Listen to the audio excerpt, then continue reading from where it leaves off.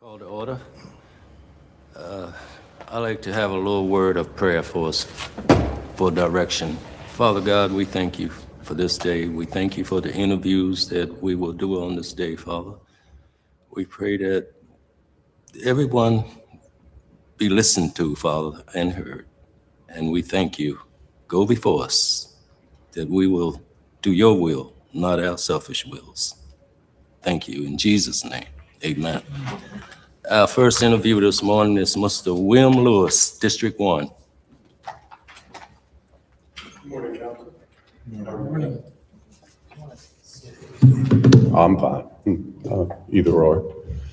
I don't know how you guys want to do this. Do you want me to say something, or do you want to just bombard me with questions? Either or works for me. Let's start with questions. Mr. Faradi first, Ms. Reed, on down. Well, good morning. Good morning. Thank you for being here. I think a lot of the questions this process are going to be around academics and the SOL scores that have been a point of contention, and rightly so. So over my 6 years of doing this, I've asked pretty much the same questions to everyone. So you're first up. Absolutely. Sorry. That's all good. I want to see the school board and school system have a very intense focus on increasing test scores and success rates, really. And so how will you, over the next 3 years, filter your decision-making based off of that objective? And I'll characterize my question like this. My master's degree is in corporate management. And oftentimes, a lot of individuals, companies, organizations get distracted with other things that do take up time and need to be addressed. But if me doing this thing doesn't push us closer to our objective, we need to prioritize our resources, not fiscal, but mental energies. So that's the lens I'm asking this question from. Understood. When I was in school, I went back in the Stone Ages, there were no SRLs. We had SOLs. We had SRAs, which were a little different, but I guess the same thing. My experience with my child in Lynchburg City Schools is during the year, they are taught, I guess, a base level curriculum. And then at some point, that completely stops and they focus on SOLs for a period of time to, I guess, bolster that scoring or test performance. I think that's the wrong approach. I think that there should be a steady injection during the school year and maybe a review type thing. It really feels like they just stop and focus on SOLs. And I don't think that's the right way. I mean, it's that whole repetition is permanent kind of mentality. And if that whole type of education system is geared from beginning to the SOL, I think it would be more productive. At least that's my perspective. And I feel your pain because in my career, it's the same way that, there's this automatic stop and some kind of training that has to be done. Everything stops and focuses on that. And I think you lose the value in it when it's that. It's like one time a year or one time every 2 years kind of thing. And I don't think that works. I want to regurgitate what I've heard from you to make sure I understand. What I'm hearing is it's almost a reverse psychology of if you continue to focus on the foundational elements of academics, the SOL scores should improve rather than just strictly this is the test that you got to pass. Yes. Thank you. I think that makes more sense. Thank you. Good morning. Good morning. For being here. So this will be the 4th year that I've gotten to participate in this process. And I think each year I learn more about, what are the types of questions we need to be asking. based on feedback we get from the community, from what we've learned from the appointees that we've made on the school board, and the more that we learn about the needs from the school.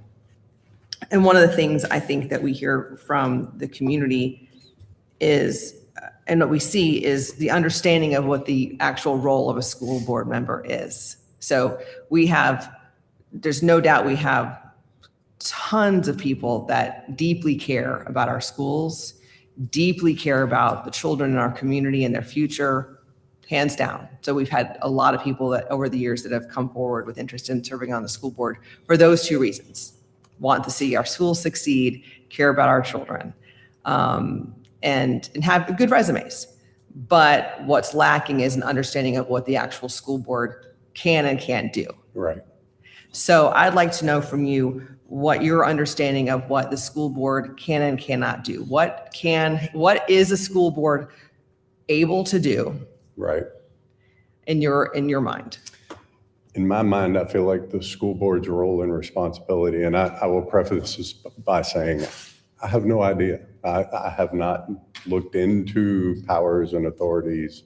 So in my mind, the entire purpose of the school board would be set policy and guidance for the schools to follow, and in a way that complies with laws and regulations that are applicable to the situation. So I think they're supposed to interpret those and incorporate and build in those plans and oversight to the school system to make it successful and work for the people. Great. If you don't mind, if I can tag a question, Sure. Another question on, if you all don't mind, to that, because it kind of is conjunction with it, is the responsibility of the school board member. Is another concern has been, and I see that you have a supervisor role, so that's good. You understand management and systems of, obviously, policy. And so there's a significant time commitment to the role of a school board member, which I think is another component of understanding what the school board can and can't do and what the commitment is. As we've all learned, it's not just Tuesday nights. Our job is really full-time because it's in your mind all the time. Right. We care about our citizens and should all the time. We're at events a lot, and school board members are expected to be too. It's not just showing up at a school board meeting. It is being seen in the schools. It's being seen by the parents. We have ad hoc committees, or the school board has ad hoc committees. They have an academic success committee. They have a disciplinary committee. And so understanding with your current life and commitments and obligations, whatever those might be, Right. Are you prepared, if selected, and able to commit outside of a regular school board meeting to whatever that would look like for you? Absolutely. As you guys have seen my information, I've been at VDOT for 37 years. I have a bank of time built up that, in my role now, I work in Richmond is my actual job, but I am everywhere in the state all the time, anytime. And I currently, I went to a Board of Supervisors meeting in Clark County the other night and did not get home till 1 o'clock. I am up at 5, ready to go and work until whenever. It doesn't bother me. I can be anywhere, anytime. Thank you. Sure. Yes, thank you for coming in today. Thank you for opportunity to volunteer for our school system. We really appreciate that. And I see you have had children in our school system. What has your experience been in volunteering in the school system? And what do you bring to the table? Why did you want to do this today? Well, my child honestly started at Holy Cross School in kindergarten. And in 4th grade, we recognized that he was having some, let's say, some issues that associated with the church aspect of the school, equating that to death, and he had some anxiety issues. Coming to the Lynchburg City Schools changed his life. Ever since he's been in the Lynchburg City Schools, it's been phenomenal for him. But as far as volunteer, I volunteered and coached the B team with a couple other guys it's the middle school age team, if you don't know, for class and baseball back in his 7th grade year. He's a rising junior this year. Participated in all the baseball activities and anything that we did outside of that. Currently, I'm a volunteer every chance I get with the lacrosse team that he's on. We do food, we do events, travel with the team everywhere, all that kind of interesting, fun stuff. And let's see, where was I going? What's the rest of it? What do I bring to the table? Yes. For 37 years at VDOT, starting out as pretty much field staff and working my way up through into a statewide management role.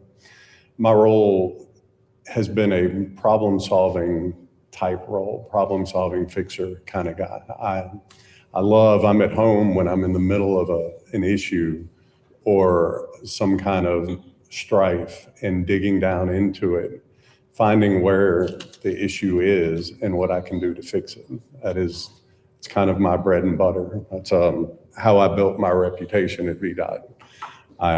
I love to dig down into a situation, find a simple way to solve it and put it in place and make things work.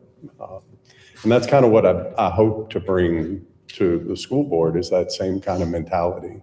I'd love to sit up here and tell you I've got a list of things I would fix, but I can't. I think I'd need to sit down and dig into and understand the problem. But I think that's the biggest way to fix or improve things, is to dig down in and understand where the issues and gaps are, and then develop a plan to plug them. That's kind of, I guess, my MO. That's how I operate. Okay. Well, thank you. Absolutely. Thank you. One small question for you. Yes, sir. What do you consider a passing grade? Now, are we talking for my kid or for, because honestly, everybody's a little biased, I would imagine. I would prefer B and above, like for my child, but I think a C is perfectly acceptable. I struggle with anything below a C, and if my kid was here, he'd tell you that it is a little heated and uncomfortable if there's anything less than a C in my house. Okay. So I don't, I kind of feel like if you're giving it your all and that's what you get, that's okay. But if you're a slacker and you're not providing input or activity towards that, then it's on you, and we need to improve. GPS signal lost. We got state man here. Thank you, sir. Absolutely. Mr. Dean? Thank you. Mr. Williams, thank you very much for putting yourself forward. I appreciate anybody who's willing to do that. I think there's a lot of sacrifice and obviously not a lot of pay. So your willingness to serve is appreciated by all of us up here. My question is, first, my statement: school board members are not simply just volunteers, and I appreciate your volunteer service, or advisory supporters of the school administration. They have a different role. They are actually policymakers responsible for setting the direction, making motions, debating issues, and holding the entire system accountable. So can you identify one specific policy change you would bring forward as a school board member to improve our schools in Lynchburg? How would your motion sound? What would it say? And how would you navigate the parliamentary process to move it forward? And how would you persuade the rest of your colleagues on the school board to support your proposal? I wish I could give you one policy. Like I said, I really haven't researched this. This was not necessarily a whim. I've been thinking about it for a couple of years, but it is, I guess, filling in the application for this go around was a little bit of a whim. I don't know that I can give you one policy right off the top of my head. Like I said, I'd kind of like to get in and see what interacts, what are issues and what I could divine from those issues to figure out where improvements could be made.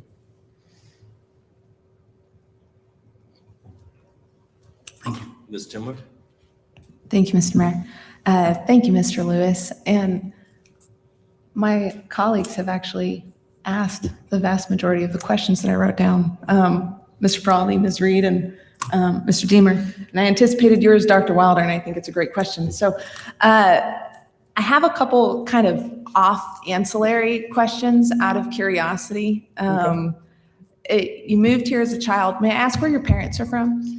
My mother's from here. Okay. My father moved here when he was in high school. He grew up in Zuni, which if you've ever been to Virginia Beach and you go through that Okay. little string of towns, Wakefield, Waverly, and Ivor, Yep. Zuni's right in there, and that little, like, it says, "Welcome to Zuni" on the front side of the sign, and "Thank you for visiting" on the back. Yep. That's small. So my mother's actually from here, grew up here, went to Glass. Yeah. And Garland Roads, actually, when it Okay. was a school. And so they met. My father was in the Navy. They lived in Virginia Beach while he was in the Navy, and then moved here when he was out. Okay. And here I am. Yep. Just helpful context. Sure. And very random, but it's clear you're a systems guy. Are you a puzzles person? Quite often, yes. Okay. And I ask because there's patience involved. I am not a puzzles person, but I Absolutely. figure if you can sit down and do a puzzle, you've got patience. So in my career world, I deal with vegetation management, and I don't know how much you guys know about VDOT or what we do, but in vegetation management, I deal with trees, I deal with pesticides, I deal with turf establishment on construction projects, a whole host, stormwater management, all kinds of fun, interesting vegetation things. And as you can imagine, a lot of those ring very hard on folks who are environmentally conscious or concerned. So Puzzle Palace is kind of where I live. It is a lot of working out. My role is to bridge the gap between environmental law and regulation Right. and VDOT operations. That's kind of No complexity there whatsoever. no, and I deal with some pretty hostile folks on Yeah. occasion. That the meeting in Clark County I referenced was rather hostile for some spray applications we've done. I am at home in those situations, Yeah. so that's puzzles. I like puzzles. May I tack on one more quick? Sorry, I think, okay. Views on alternate education and trades in the schools. Definitely trades in school. When I was in Glass, there were several trades available. I don't know how much anymore. I don't like the auto program. I don't even think that exists anymore, or at least how it used to be. Alternative education, I think that's well and good for people who can afford it. As I said, my kid went to Holy Cross those initial years. My plan was to always pull him out after elementary school and put him into public schools. I think that with the limited number of schools in this city, that some of the price points are a little high for most folks. And I don't know how a lot of the city residents would be able to afford some of the schools. So Yeah. I think we should have an excellent public school program to fill that gap. Yeah, it's very needed. Okay. Thank you. Yes, you can go for a few minutes here. Just give me a minute. Well, thank you, Mr. Lewis. Absolutely. Thank you. Thank you for the opportunity. Thank you, sir. Y'all have a Don't we wonderful still have day. more? We'll contact you. Thank you. Oh, we can do another, Time if you want to keep going. you got 6 minutes? Yeah, our next appointment isn't here yet either, so. Okay. We started 5 minutes late. You have anything else for Mr. Lewis? My second question, in fact, if we had time for interviews, was related more to public relations with the school board.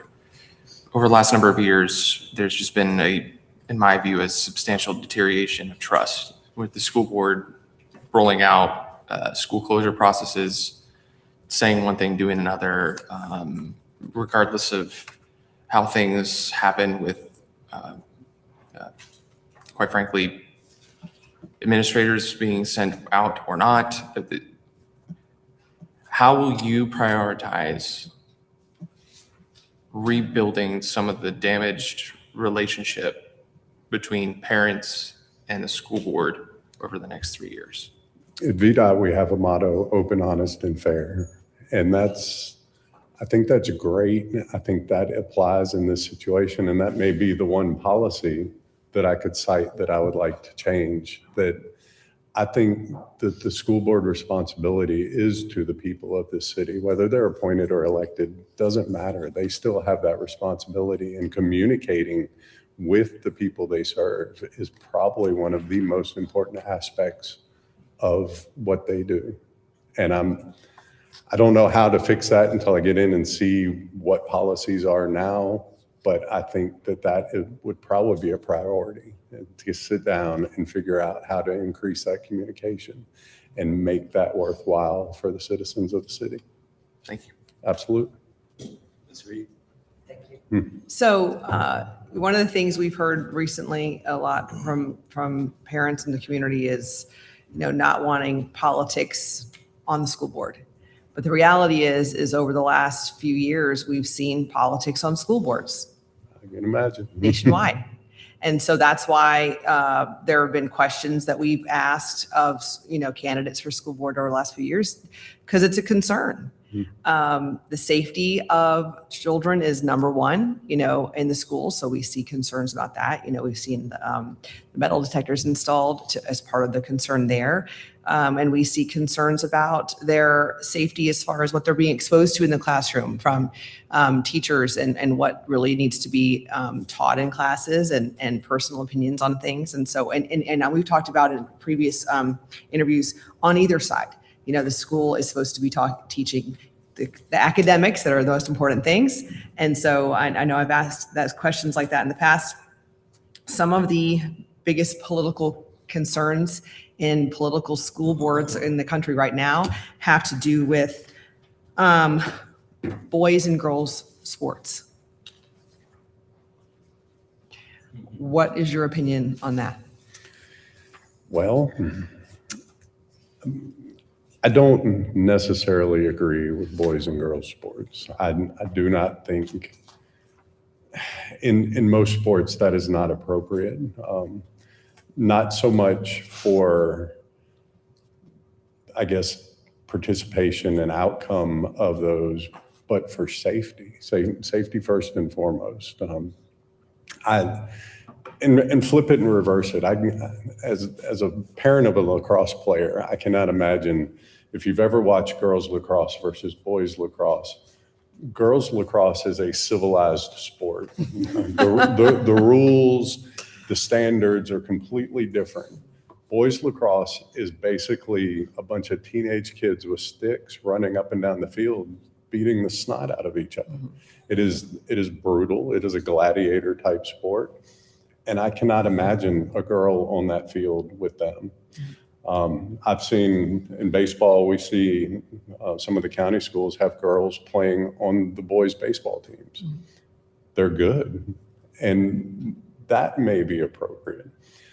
But I do not see my 17-year-old kid, a boy, if that were the situation, playing on a girls' volleyball team at his size and strength level. It's not safe.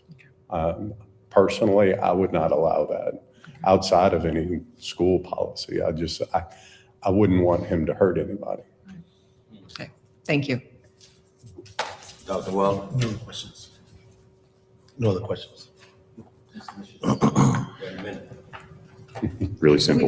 Good morning. Mr. Lewis, good morning. Just easy question, and it kind of segues off what Councilmember Reed just asked. If, say, a policy like that, right, if there was something to come out of Richmond, a mandate, so to speak, that you felt like was inappropriate, wrong, or unsafe, do you think you would have the courage to tell Richmond no and to vote your conscience and be willing to stand up against any policies like that from Richmond? Absolutely. I think that is wildly appropriate when it comes to children's safety. Thank you. Absolutely. Mr. Deemer? Yes. Along the same lines, sometimes things political do sneak into school, and we had a policy a few years ago that came up about whether or not an outside organization that was pushing a specific political agenda would be allowed to meet on campus, or whether their signs would be held, or whether there might be a room where students could meet to basically do some things that a lot of people consider very controversial. As a school board member, how would you address such a thing if you saw that trying to filter in? You know, I don't necessarily know that there should be a ban on, I guess, those type of groups, because there are all types of after hours or after school curricular activities that are allowed. So it may be that there is a restriction on those types of things during school hours and maybe on school grounds kind of thing. But I think people should be allowed to participate and express themselves the way they want to, as long as it is not interfering with the academics and school day process. So maybe there is that stop. We don't do that during school hours on school grounds kind of thing. I mean, that seems like meeting middle of the way, middle of the road type of solution. Thank you. Sure. Ms. Timmer? Thank you, Mr. Mayor. Thank you again, Mr. Lewis. I've thoroughly enjoyed your interview, and I feel like the questions have just been great. This is a fun one. I guess my last question would be, what do you think is the primary objective, or should be the primary objective, of Lynchburg Public Schools? To prepare our students for the workplace, to prepare them to be productive members of society. I think above all, you know, there's the old cliche from years ago that children are the future, but they are, and the future is ever changing. So I think the school system needs to adapt and modify the way that we are instructing them and preparing them for the future. Just anecdotally, I've seen some student, I guess, products over the last few years that I don't think I would have made it out of 6th or 7th grade. And some of these kids are graduating higher levels of school on that level. And I think that is wildly inappropriate. I personally have a beef against Chromebooks and those textbooks, and I understand there's cost issues there, but it is extremely difficult for a 55-year-old parent dealing with a kid who doesn't have a textbook. I can tell you that it's very challenging, and I think that there is a lot of things that are lost in the way we instruct now, and I think that needs to be enhanced or modified and improved to make it more useful. Thank you so much. Sure. I have one more question too. Yes, sir. Do you think it's appropriate for elementary teachers to be potty training children? Elementary school, no. I think that should be done at home before they get to school. We pay our teachers very little. I don't think they get paid enough for that kind of activity. Thank you. Just saying. Thank you, Mr. Lewis. Absolutely. Ms. Alicia? Up next is, thank you, Mr. Thank Lewis. you. Thank you, Mr. Council. Jack Shule. Really quick, just to let council know. So today you are interviewing all of your District 1, and then we'll have 2 of District 2. We'll finish District 2 tomorrow, and District 3 will also be tomorrow. All residency verification has been done for today's batch, so that is done as well. Welcome, Mr. Shule. Mr. Ferrari? Good morning. Thank you for being here. So I have 2 questions that I'm going to be asking folks. One is related to what you spoke on in the public hearing. It's related to academics. And so what I want to see out of the next slate of school board members is a laser focus on academics and improving those SOL scores and improving where we need to be compared to the rest of the Commonwealth. So how will you address and what will you do to address academics and SOL scores over the next 3 years on the school board?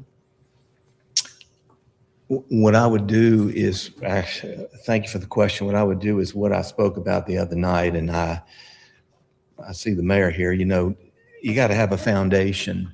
The mayor's in construction. He knows you can't build a house without a good foundation. And so my whole focus, as I said the other night, is to try to get our kids reading before they get to the 4th grade. And I think that if we can do that, we can get our kids in the higher grades to have better scores and I think everything will improve in educating the kids if we can get them reading at the 3rd grade level.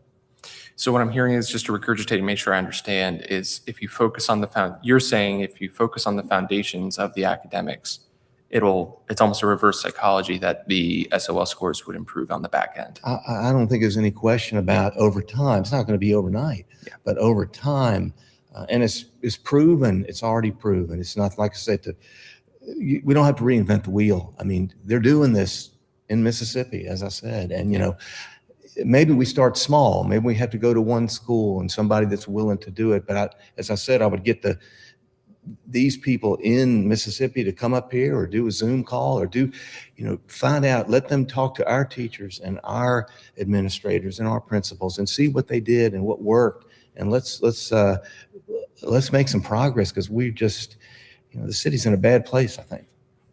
Thank you. Ms. Reed? Yes, thank you. Good morning. How are you? Thank you. Good. Thank you for being here. So one of the things, we've learned and heard feedback from the community and other school board members the last few years is that candidates or appointees on the school board sometimes don't fully understand what a school board member can actually do, what the board as a whole actually has the power to do. There's no doubt we have tons of people in the city who care for, love our children, care about our schools and their success. Absolutely. But what does the school board member individually and as a whole, can they actually do to make things change, right?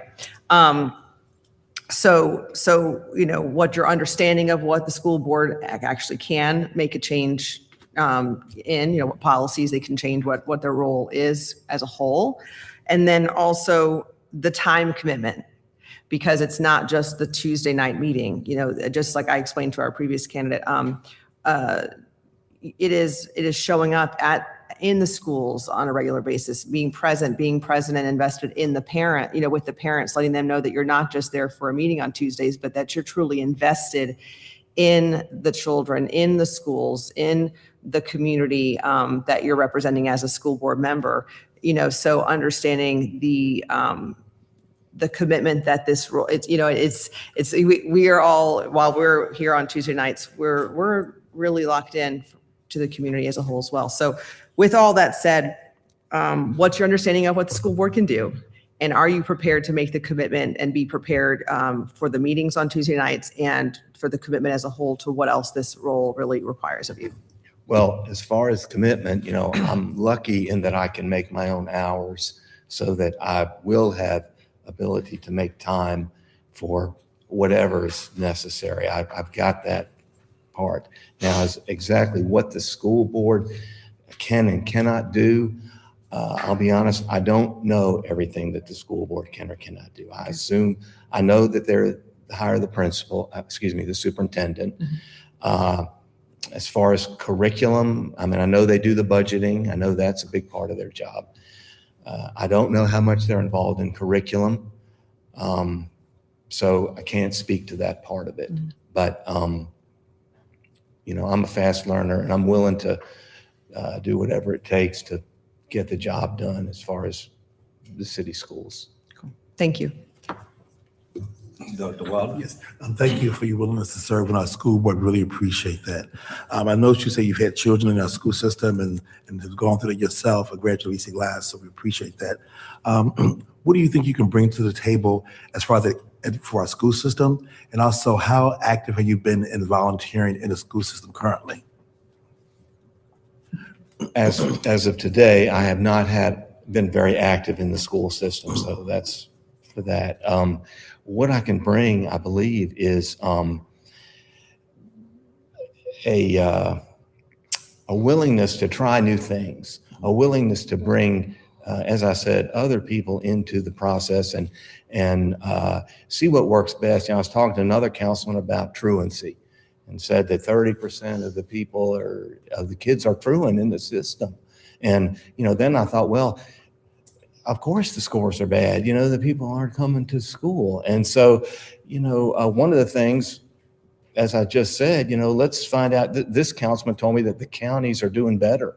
The surrounding counties are doing better with truancy. So let's find out what they're doing. And let's apply that to our schools. So, the way I see it now, the school board is not doing a very good job. And I think that we can just do a lot better. And I'm just going to bring a different perspective, I think. Thank you. There's a difference between rural school systems versus inner city school systems. So Lynchburg has now, I think the population for students is probably about more than half African American or people of color. So what do you bring to the table to bring those suggestions versus comparing to like a school in Bedford County or something like that? Well, the only ones would say is I don't see the color. I don't see that. I just see if a child is not in school, regardless of their ethnicity or whatever, they need to be there.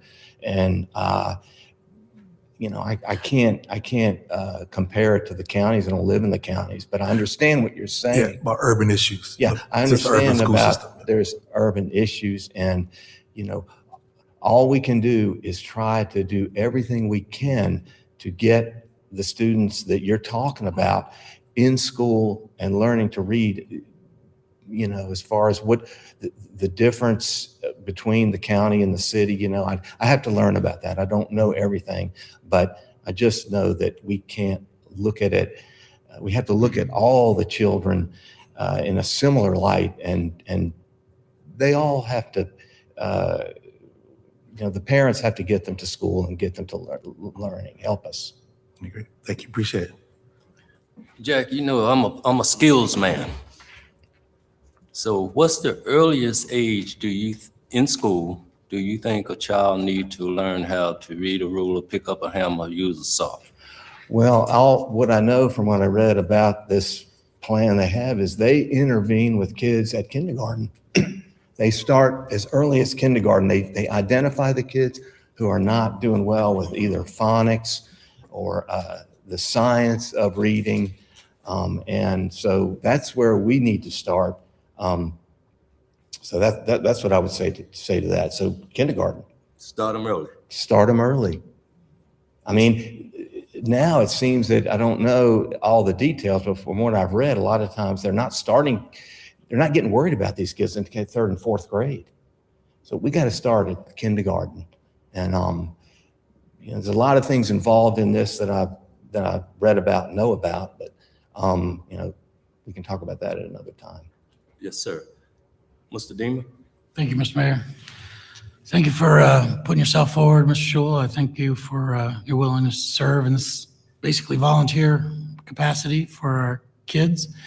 And there's a lot of folks that come forward, have a lot of compassion, but school board members are not just simply volunteers in the cafeteria or on the fields.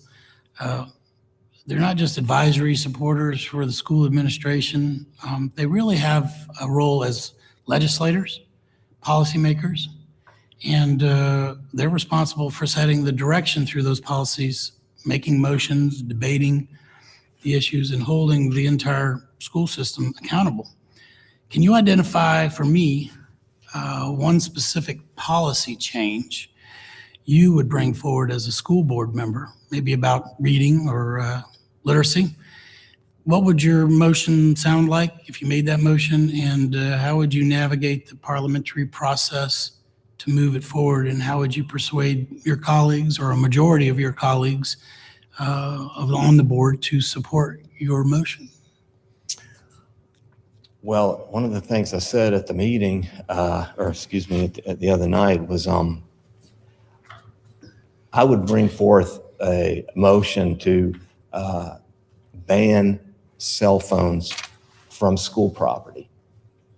And I would try to, as I said, find out other localities that have done this similar and see how that's worked for them. And so I would have to get my other colleagues on the school board to, come together and agree. I know that this issue came up over the last few years at the schools, and there was a lot of discussion back and forth, and I think they finally agreed on the bell-to-bell, which the students still have the cell phones in their bags and in their pockets, but they're not able to open them or use them, either at lunch. I think I read at lunch or in the classroom. And then the superintendent said that, the enforcement works as well as the ban works as well as it's enforced. But as I said the other night, if the phones weren't, in school, then it would be a lot easier. I don't think phones do anything for students. And as I've heard before, some of the people in law enforcement said it's even a detriment when there's an incident.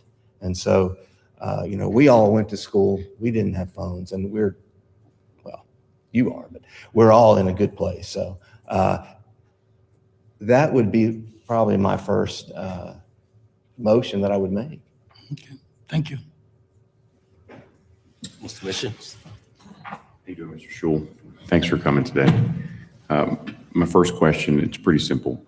If there's a policy that's coming from Richmond that you fundamentally disagree with, whether it's from a moral perspective or your principles, whatever it may be, and you think that it is wrong, are you willing to stand up and speak out and say no to Richmond? Yes. Easy answer. Thank you. Ms. Timmer? Thank you, Mr. Shule. Thank you, Mr. Mayor. 3 quick reflections. Just, I'm really grateful for your creativity, your desire to get to the root of the issue, and that you've brought forward specific policies that you'd like to see implemented. That's really, those are strengths that I see that you've brought to the table. My question's kind of open-ended. We're in the middle of a lot of transition as a school district with the new superintendent. With the previous superintendent, there was just it's kind of the Wild West. And in the Wild West, you get 2 extremes where you have a lack of accountability, there are major issues, and then you also have those that thrive in an open-ended space and rise to excellence. And so as we're in this transition place, putting in new regulations and policies, it can create tension where excellence has risen in the previously open-ended environment. Is that making sense? I know that's kind of the transition with the superintendents is a big cultural transition. And because it's more structured, or? Because it's more structured. So the previous superintendent there was not structure. And in that you get the 2 extremes where you have complete lack of accountability and you have some major issues that need to be corrected. And then you also have people who are operating from extreme excellence. Because what I'm trying to get to, or what I'm trying to gain from you, is how you would operate in that environment of transition, because you have an old culture that's having to shift with a new culture that's implementing policy and structure. I mean, I don't know, I'd have to see it, but, I would say that if we have a new superintendent, we have to do what the new superintendent tells us, and and everybody has to be on board with that, and we have to support her. And if her way of doing things is more structured or a big change, then, it's really about her navigating it, but we just have to support her in everything that she's doing. And, as I said the other day, I think it goes down from the superintendent to the principals to the teacher. We have to support the staff 100% of the time. And, in that regard, we have to support the superintendent, anything that she's doing to try to change the structure of the schools. I would support her. Thank you. Mr. Friday? The second question is related to mainly community relations. Over the last number of years, there's been a real breakdown in trust, I think, with the school board and the public on saying one thing, doing another, or pressing forward with something without really maybe thinking it through. Examples would be the school closure back and forth, changing administrators at EC Glass, regardless of how that all went down. The point is, there's been a fracture of trust, I think. So what would you, if you were to answer this question, how would you look to rebuild some of that public trust with the school board and the public, especially with parents over the next 3 years? I mean, I think if you have these really contentious issues, I think you have to have an opportunity for parents, community to speak out. And you have to have, I know some of them are time sensitive, I know the principal or whatever, but anytime you have contentious issues that you have different sides looking at different ways, you got to give everybody an opportunity to speak up. Even if you can't do everything everybody says, they have to have an opportunity to speak here. Everybody has an opportunity for when they want to come here and voice their opinion. You have to do the same thing. So that would be my answer, is to give more opportunity for the public to weigh in. Thank you. Thank you. Ms. Reed? Yes, thanks. So, one of the things that has come up from citizens is the concern about making school board members or making sure we don't make school board members political. We don't make the school board political. But, my response to that is, unfortunately, school boards have become political over the last, few years. We've seen school boards all across the country making very political decisions that have impacted parents and their rights. And so that's why we've had to ask political decisions or ask political questions, politically based questions on behalf of the citizens that we represent and their concerns for their children and their children's safety in some cases, or their concerns. And so, some of the things have been about politics in the classroom, whether that belongs, because academics are the focus of schools, and other things have just been about safety in general, right? So one of the things that we've seen nationwide is parents' concerns about allowing boys and girls sports, because school boards have had the ability to make decisions when that's been an issue. Where do you lie on boys and girls? I mean, I'm not in favor of boys and girls sports. Although if it'd been when I was a kid, I might have done better.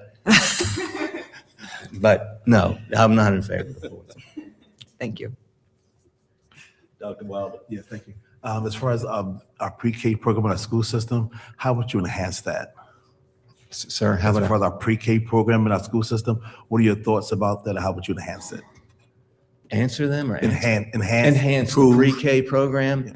Dr. Wilder, I don't really know anything about the pre-K program in the city schools. However, this thing that I have about trying to get reading and teach kids to read early on, maybe that's a good place to start as well. So, I don't know that, but, I'm really focused on reading. And I think that if we can get our pre-K kids ready for kindergarten, maybe there's some different things we can change in their curriculum at the pre-K level to try to, boost that, that reading for them. So that's what I would, work on. Thank you. Appreciate it. Thank you. Do you think children ought to be potty trained before they attend public school? Yes, I think they need to be potty trained before they attend public school. Yeah, I don't think that's the purview of the teachers or administrators. It's parents. Yeah. Thank you. Mr. Deemer? Thank you, Mr. Mayor. When I ran for city council, one of the issues that came up, because I ran against the former chairman of the Lynchburg School Board, Dr. Coleman, and during his tenure, a lot of books started showing up in our public school libraries, both at the high school, middle, and lower school level. And I had a real problem, and a lot of the parents were coming to me to talk about these type of books that were showing up. So my question to you is, do you believe Lynchburg City Schools should have a policy that's clear, it's enforceable, requiring all school library materials be age appropriate, with special safeguards for elementary and middle school students? Yes. Can you explain that a little bit? I mean, what standard would you use to determine whether a book is age appropriate and whether parents should have some input in reviewing and challenging certain books that show up? You know, If the they're only, sexually explicit oh, or yeah. highly sexualized stuff? Yeah. I don't know exactly how that would be enforced, but I just know how it was when I was a kid, and I think that we would. I'm sure there are good practices and best practices that are used in different school districts that sort of set rules and regulations for what is and what is not appropriate. And anything that you just mentioned, whether it's sexually explicit or whatever, is not appropriate for certain ages. I mean, you can't go to the movies, watch certain movies unless you're a certain age. So, I mean, there is precedent for this type of thing. So, I mean, we can just take that type of thing and apply it to books as well. I mean, it's in the community at large already. Thank you. Submissions. So public schools have a kind of an administrative role with homeschool students. So a question that I have, one thing that has been of interest to me, and I've talked to some folks in the division staff about leadership and school board members, is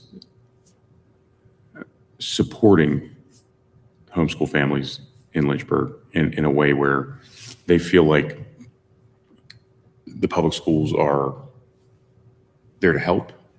They're what? They're there to help, instead of, sometimes it's kind of seen as like a intrusion, right? So trying to figure out how to navigate that where it seems more helpful, because there's an advantage if there are certain things that you can't replicate in homeschool, like like we've got the herpetology lab at Dunbar, or CTE classes, or band or orchestra, or things where these kids that you can't get that necessarily in a homeschool setting, but you could through part-time participation in the public schools. Would you be committed into looking at how we as a division could be more supportive and seem like a partner to these homeschool families, and try to kind of change that dynamic, because they're paying the bills for these schools too. So that's something, and I know that I think that there's a lawsuit coming out of, I could be wrong, I thought it was Martinsville, but another locality, against VHSL, I think, about trying to get homeschool kids being able to participate in sports as well. So the question is, would you be an advocate to try to represent the families in Lynchburg that are paying for these schools and are homeschool families, but may want to figure out how to participate in kind of like a la carte fashion, if that makes sense? Yeah, I don't have any issues with that. As you said, I mean, they're paying their taxes, so they're still part of the big system. And so,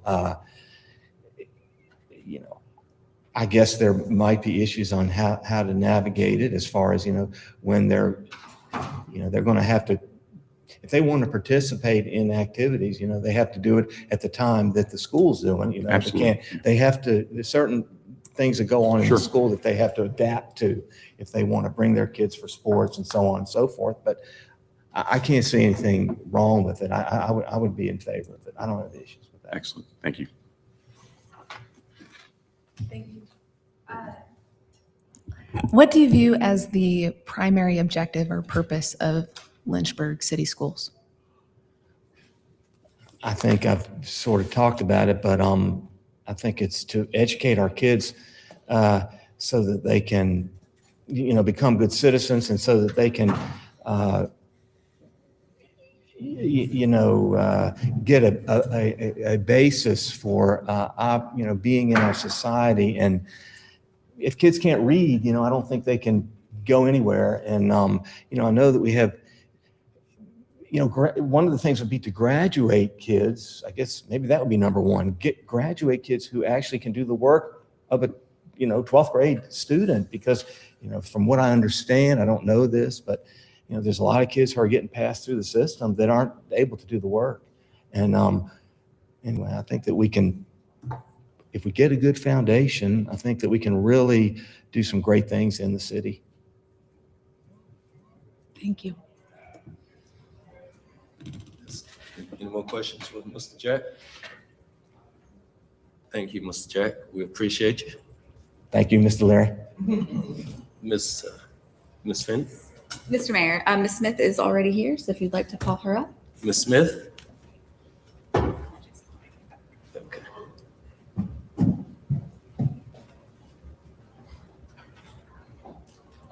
Good morning. Welcome. Good morning, everyone.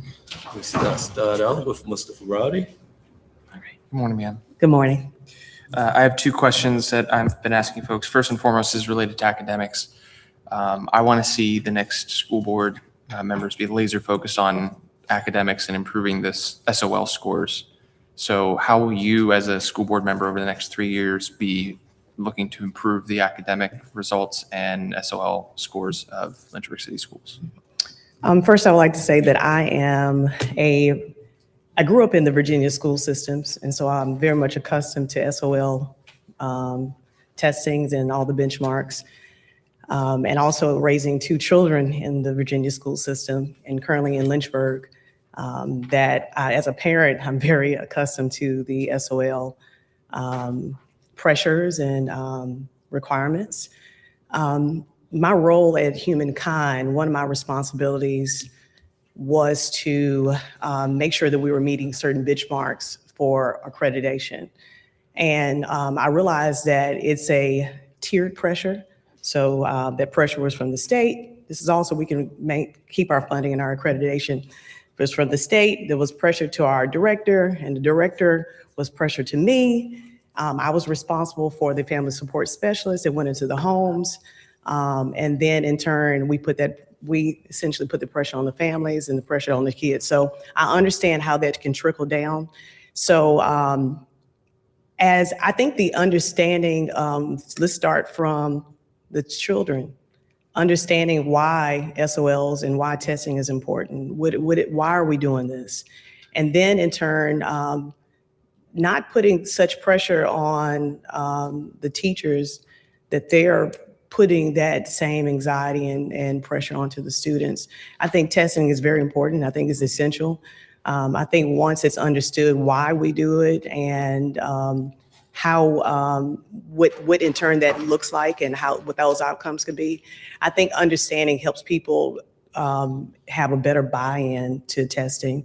And so my role, if I was elected to the school board, would be to figuring out how we can shift that pressure into something that's a little bit more, I guess, enjoyable. Test is not enjoyable. Whoever thinks test is enjoyable, but a little bit less pressure. So sitting down and figure out what are the barriers that are facing these test scores, because essentially it's home. I said I didn't want to be long in my explanation, but the program that I was a part of and worked in for nearly 9 years was a home visiting program. We worked with families from prenatal to 5 years old. So I'm very accustomed to early intervention. I believe the early intervention starts from home. That's why our program, we literally went into the homes of the parents, teaching them how to be their child's first teacher. And so I think as it comes to relations and building relations with the community, is to give a better understanding of why SOL testing is important. And so that their pressure is not put on our teachers. It shouldn't be like the entire year that they're like, oh God, we got to do this testing because this is going to happen. I think I said too long, I'm sorry. So I've made an emphasis of regurgitating what I've heard in response to this question to make sure I and the public understand it. What I'm hearing, and please clarify if I'm misunderstanding it. What I'm hearing is essentially, and I realize I might simplify it, but is you're saying create community division buy-in will help improve the scores in the end. Absolutely. And also releasing, finding ways to release that pressure so that when it's during those testing periods, that it's that is not as, that test learning happens throughout the school year, but is not as pressured, at the core point of the testing. I know for myself, I understand the importance, so I make sure my children are in bed early. So those are things I would articulate to parents, and I make sure my children are eating a healthy breakfast. But I love the initiatives that the schools are already taking, like they're making sure that students have breakfast in the morning. They're making sure that they have periods where they have breaks. So I think there are things that are already working well. I think just like enforcing some of those are just a little bit more into the home. Thank you. Good morning. Good morning. Thank you for being here. Thank you for having me. Appreciate it. Your resume is impressive, and I think, so are you like born and bred Lynchburg? No, I'm actually not. Okay. I actually relocated to Lynchburg in 2008. Okay. Yes. So I have been asking about people's understanding of what a school board member does, understanding like what the role of a school board is, because I think there's a lot of people that, have a passion for the children and for what the schools do and what they should be doing, but don't have a real understanding of what an actual school board is able to do. And then also the time commitment, because it's not just Tuesday night meetings, it's being present. There's we have advisory boards that there's like an academic success board that meets. There's a discipline committee that meets, that sometimes can meet for hours at a time. There's a lot of events that school board members show up to and should show up to show presence and really an investment into the schools, that the parents see that they're really invested besides just the meetings. There's preparation work that goes into prior to showing up to a Tuesday meeting that you need to be aware of. It's not just being at the meeting. So it is an investment of time. And so I think people need to really understand what they're committing to when they're getting, if they get an appointment onto the school board. So with that said, what is your basic understanding of what the function of a school board does? And are you prepared to make the commitment that it will take if you're appointed to school board? Thank you. My understanding of the school board is to establish policies and procedures, fiscal accountability, community engagement, supporting the superintendent and her objectives, to making sure that I love community engagement. That was one of my biggest things that drew me to this position. Also, I will say this: I'm not in a place where I have tons of time. But I have tons of commitment, and I'm committed to something that I feel that's purposeful. Mm-hmm. And so this is purposeful to me. I have been active in parent involvement with the school system. I currently volunteer in my local church community, and that volunteer is not a paid position. Mm-hmm. That's something that I do because it's purpose for me. I am a small business owner, so I do have some flexibility to be able to create my own hours. I believe in anything that you do that's successful is not accomplished through me completing it by myself, but through the people that I lead and that I can able to delegate through. I've been a single parent for the last 10 years, not by choice, but because I became a widow. And so I have learned how to navigate and multitask over and over again. I have two very, very active students who are involved in school activities. I empower them to be the best that they can be and be independent. I have they're very, very strong in academics. And then there are times that I have to get calls from the school that their phone was out. Mm-hmm. Or that something happened. And so I navigate those things too. I have a strong community. I have a strong support system. So anything that I do, I'm not alone in it. And so the commitment and time, I will never approach anything that I can't be committed to. Never. Thank you. Thank you. Oh, can I say this? I also have served on city elected boards. So I understand the hours and commitment to city boards. I've served on the Martin Luther King Jr. City Council and the Youth Advisory Board. Yes, thank you for your willingness to serve. We really appreciate that. Thank you. You answered a lot of the questions, but again, I'm trying to understand your engagement in our school system Yes. and where you have volunteered. At least you mentioned you volunteer with your children in your school system. Can you give us more explanation, some more information about that? And as far as why, what do you bring them to the table now as a potential school board member? Absolutely. One of my latest volunteer opportunities was with the LCS cosmetology program. And working with Ms. Payne, we held well, I wasn't responsible for holding it, but she held I think it's a mixer and a forum where she had other professionals in the field to come and speak. And so I was one of those speakers. I've actually spoke for the last, I think 2 times, and spoke to the young women that were a part of that program, allowed them to tour my shop and really poured into them and the importance and the alternative of 4-year education in trades. And so in addition, my volunteer probably is not something that will be listed on paper. But just last night, for instance, my son says, hey, when you pick me up, can you take home so-and-so and so-and-so and so-and-so? So I'm oftentimes shuttling other students home and with permission from their parents. And within my church community, I work very closely with our youth.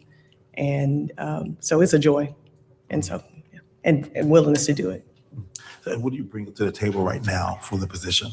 Right now, I bring, as far as in volunteer, my time, my commitment. I'm very good with problem solving. I think I bring a joy and a sense of connection to any team that I'm a part of. That commitment that definitely can speak for itself.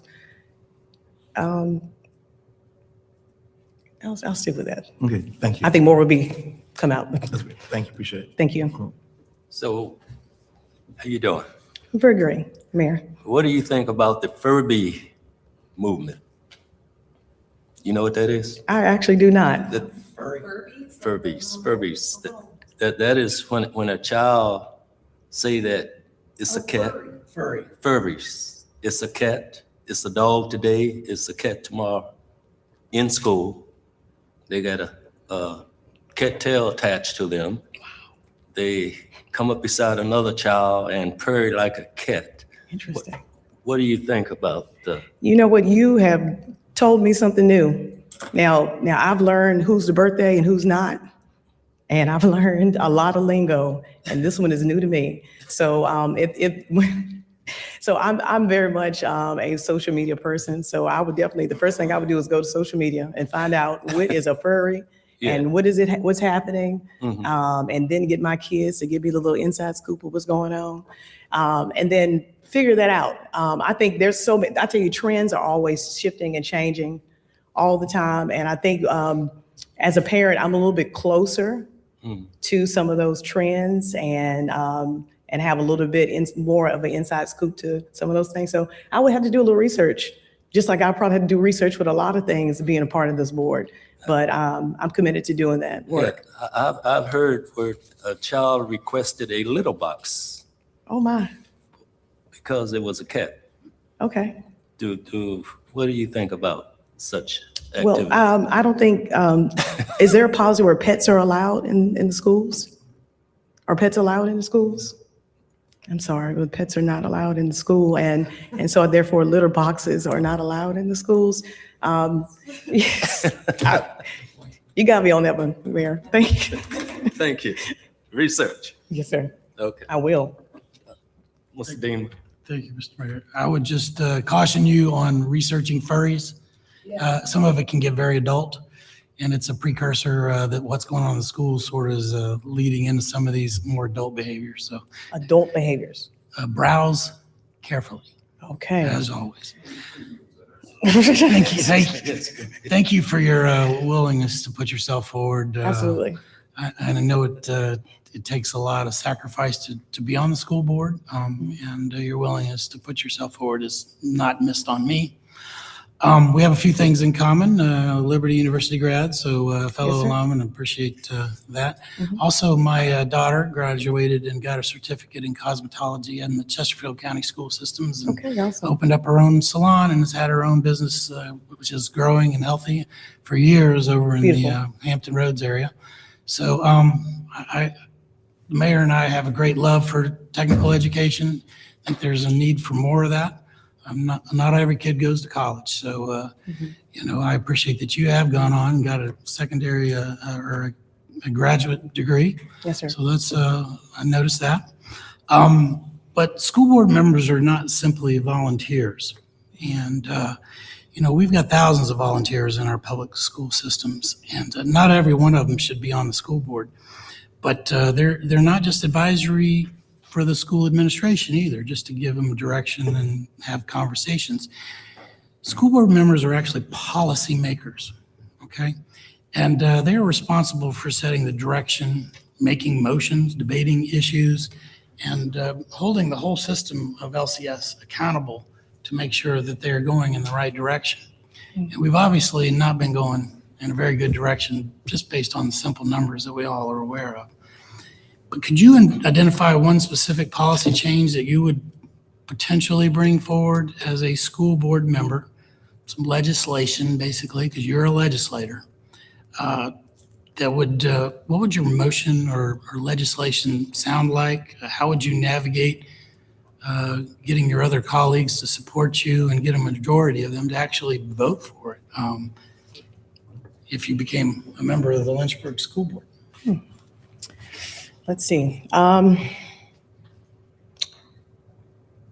of my motion, I agreed with the previous candidate on school attendance.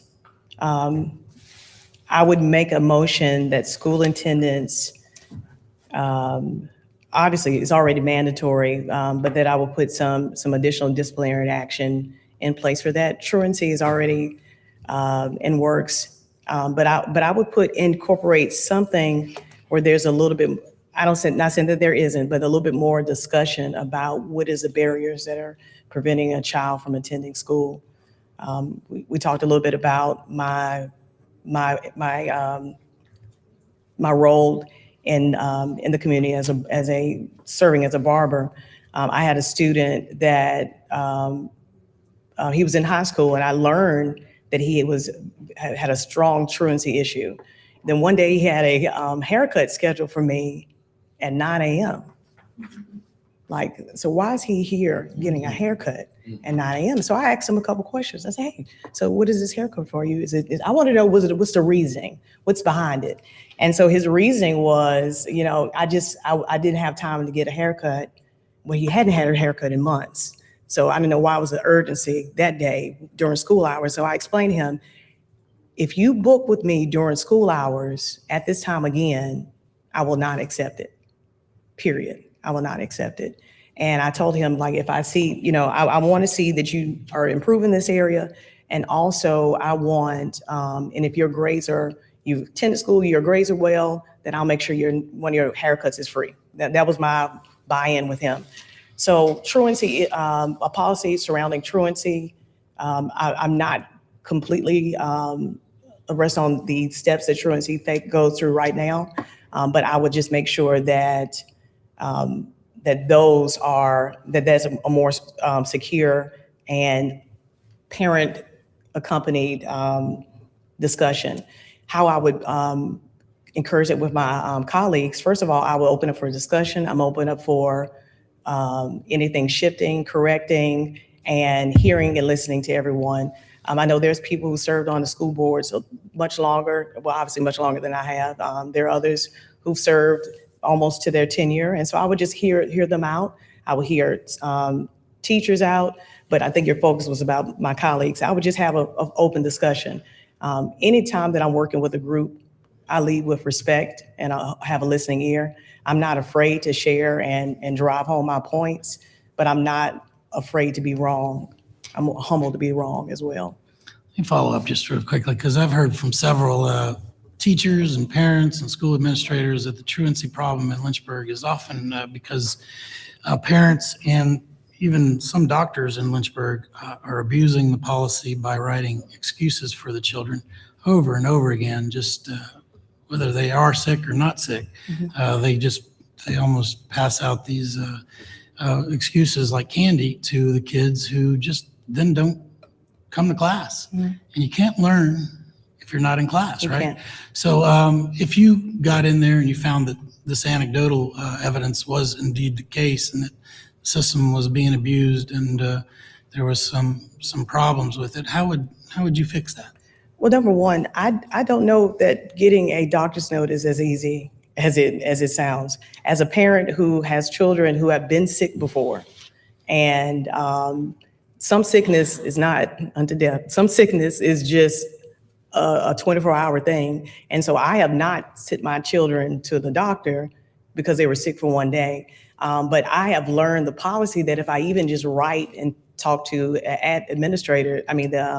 attendance clerk, that I can at least let them know that my child was sick this day. I actually have had a truancy letter for my children. And it's because I didn't understand that I should have wrote the letter before 2 days extended. So I think understanding the policy, we say we read these policies when we enroll and register for school. People don't read it. They don't go into the depth.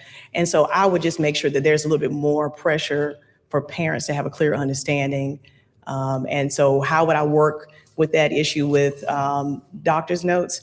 I would just make sure that that is a valid note, number one. And if I see a trend coming from a specific doctor, then that's when I would have a little bit more questions. Okay, thank you. Thank you, Mr. Mayor. Good morning. Good morning. Thanks for coming.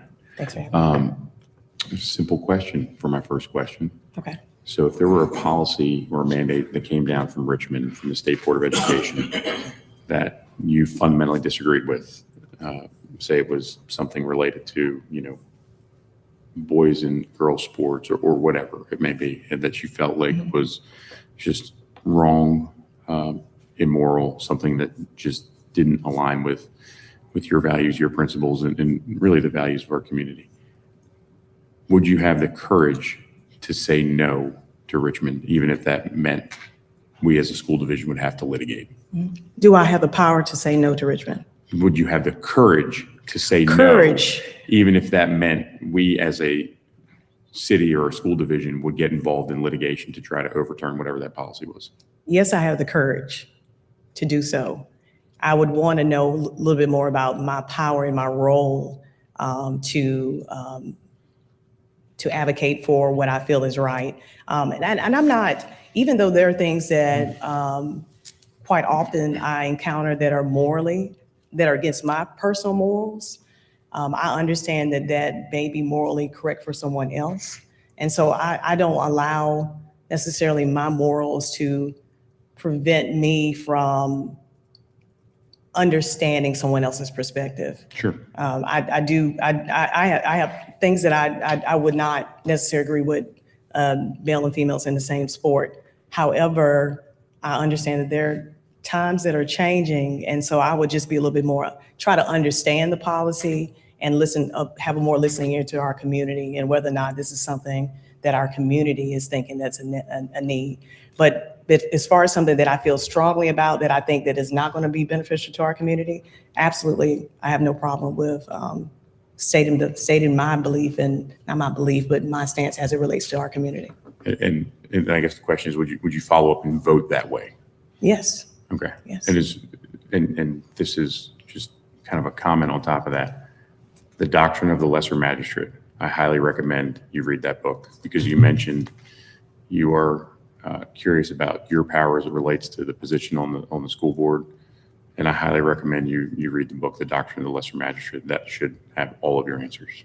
Doctrine of the Lesser. Doctrine of the Lesser Magistrate.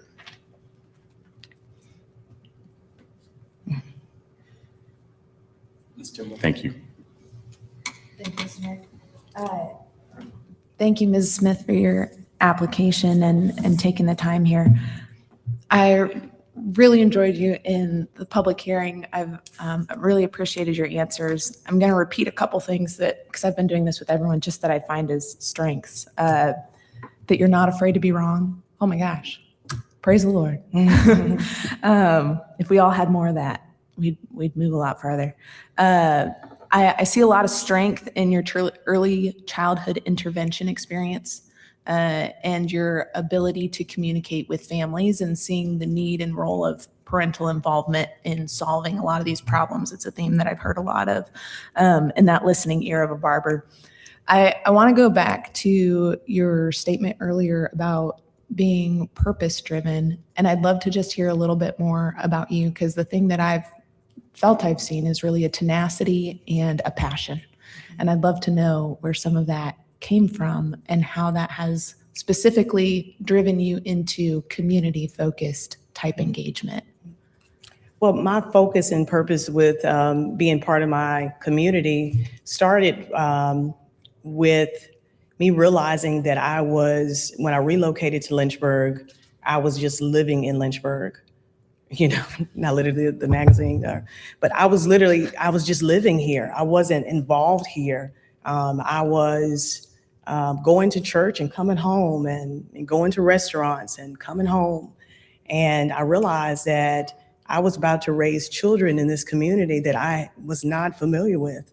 And so I started attending certain events, and I attended the Martin Luther King's breakfast. And while I was there, I was like, okay, maybe this is something I can be a part of. And so I, sought out interest in how I can be a part of this community, part of this council.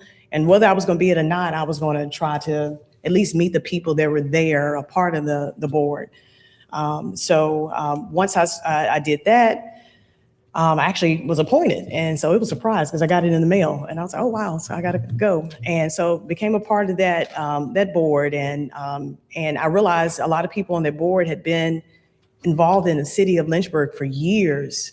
And they had a wealth of knowledge to give that I didn't know about. And so I started learning from them. And I realized I needed to learn before I came in and made strong changes. And not that I needed strong changes, but I knew there was something that I personally had to offer and some attributes that I could give. So I built rapport with them. I'd already was a part of the Humankind program, so that helped me be a part of the community. So my passion came from you can't change anything, you can't affect anything, or be a solution to problems if you're not involved, you're not in the, how they say, in the mud with it. And so that's what I started doing. I was one that was kind of, it's not a problem, but being in the Liberty bubble, that's all I knew. And so I said, you know what, I want to love Lynchburg too. And so I began loving Lynchburg, and I began serving Lynchburg. And as I stated in my speech, whatever, that I started hearing and listening to Lynchburg. So that passion comes from realizing that we're only as strong as our weakest link. And so I don't think we have weak links. I think we just have some just lack of understanding. And so I've served in the Greenfield communities. I've served I volunteered only, and I've served in other communities and been a part of many things within our city because I want my children to have legacy here. When my late husband passed away, I could have moved back to Greensboro, North Carolina. I loved Greensboro, loved it. I could have moved to Hartford, Connecticut, where his family is, thriving metropolitan city. I would have loved it there. I would have had plenty of help, but I chose to stay here because I believe in Lynchburg. And so my passion and my comes from building something that my kids can be proud of, and making anything that I'm a part of better than it was before I leave here. Thank you. I'm starting a business. My business is here. And so I'm not leaving anytime soon. So I'm here. Mr. Friday. My second question I've been asking candidates is related to public trust. It's my belief over the last number of years, the school board has really fractured public trust on a variety of fronts. You could cite the school closure process and how that was handled. some would cite how some administrators or teachers have been finding other paths forward for their profession. All to say is, what will you do over the next 3 years to rebuild some of that public trust, especially with parents? Communication, visibility, and accountability. And those are the words that come to my mind. Visibility for our school board, being present in the forums, being present in sports things that mean something to our community. Our community comes out for sports. So being present for those in plays and, showing face. I believe it's all, I believe people remember how you make them feel. And so I believe in that. I believe it's all in the hellos and goodbyes, and people just like to see presence. They like to see that you're with them. Accountability, being open that when we need some areas of improvement, I think, and not being prideful on that end, and being open to communication and a listening ear to hearing what our community is saying. I think it's easy for us anybody to focus on what's not going well. And so I would never do that for where our current board is. I don't think it's about what's not going well. I think it's hard being a part of a committee like you guys are and being a part of the school board. People don't know the reasons and the whys that you guys have to make the decisions that you do. And so if I can somehow or another, with whatever confidentiality is required, articulate to the community, no, we hear you and we see you. And this is the reason why that things are going this way. So I think transparency, if I'll add that other word, transparency is important as well. Thank you, ma'am. Ms. Reed, We're at time. we have time. I talked a lot, I'm sorry. No, you're good. Okay. Thank you. Thank you. Thank you, Ms. Smith. Thank you for your time. Mr. Mayor, up next is Xavier Story.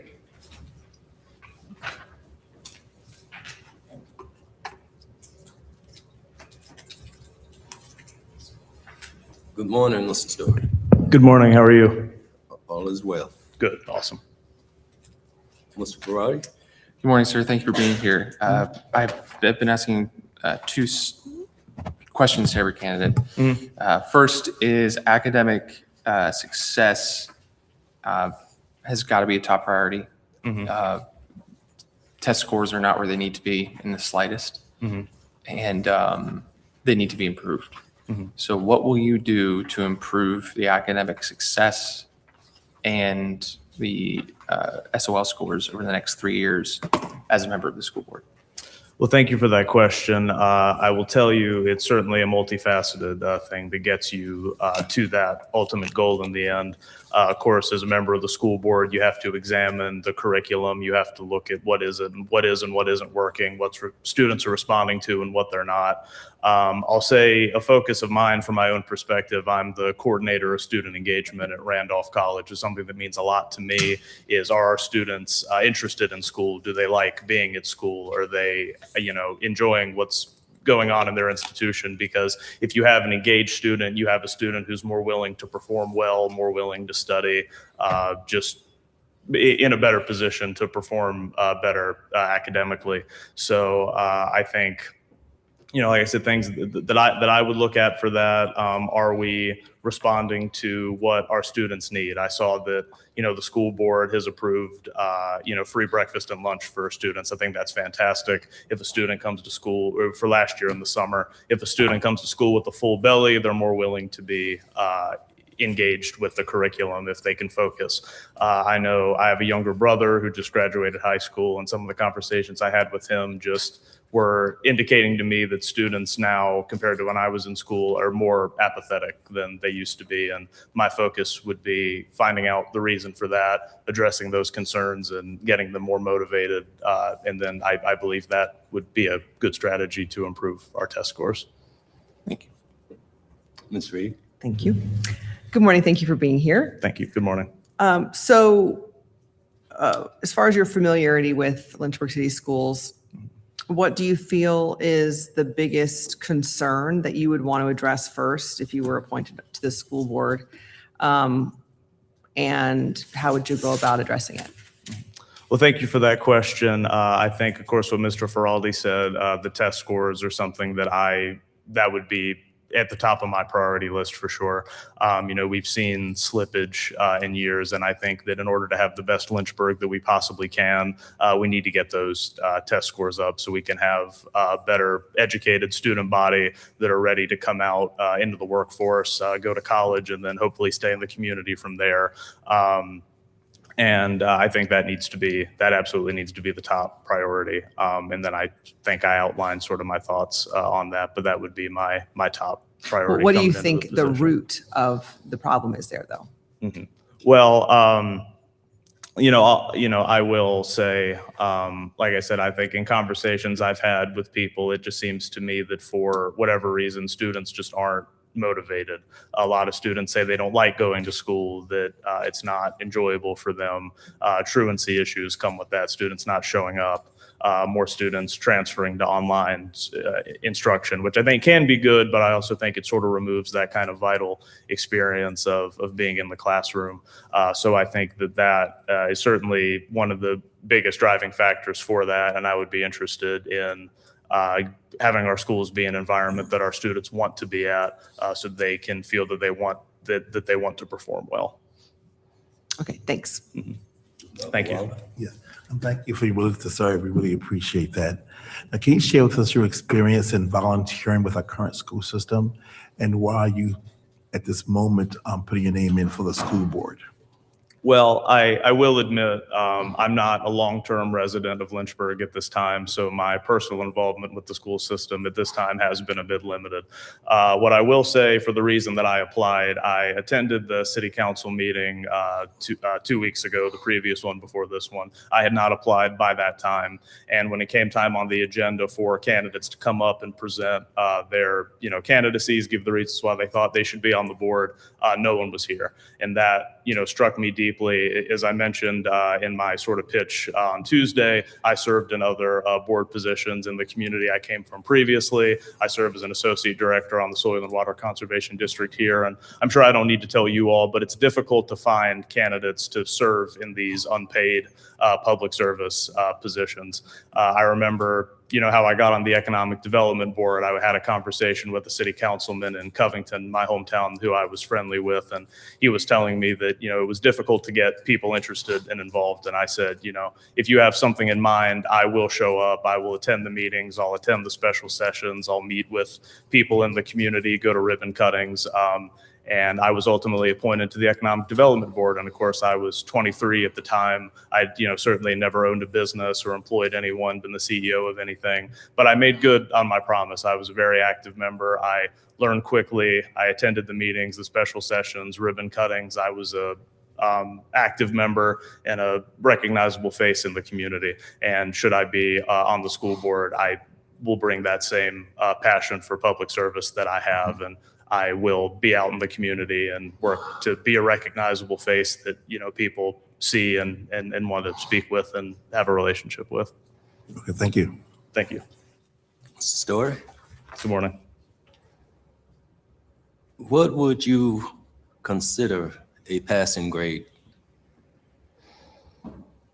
I would consider, if you're looking at the typical, A to F scale, usually it's a D that's a passing grade ultimately. However, I think that we should certainly strive for better than that. I would like to see our students getting, at least C's on average. But of course, in my position on the school board, I'd be aiming for the stars and the moon and to get, every student the highest, grades and performance that they could. So technically a D, but that certainly would not be my goal. Thank you. Mr. Dean. Thank you, Mr. Mayor. Mr. Xavier, thank you for putting yourself forward. I do appreciate that willingness to do that. Thank you. And I hope you find a way to serve. I appreciate the fact you've served before on soil and water boards and other things. And appreciate that you fell in love, and that's why you're here. I do. I love it here. This is a great city, and I'm happy to live here for sure. I agree. I love my city. It's a beautiful city.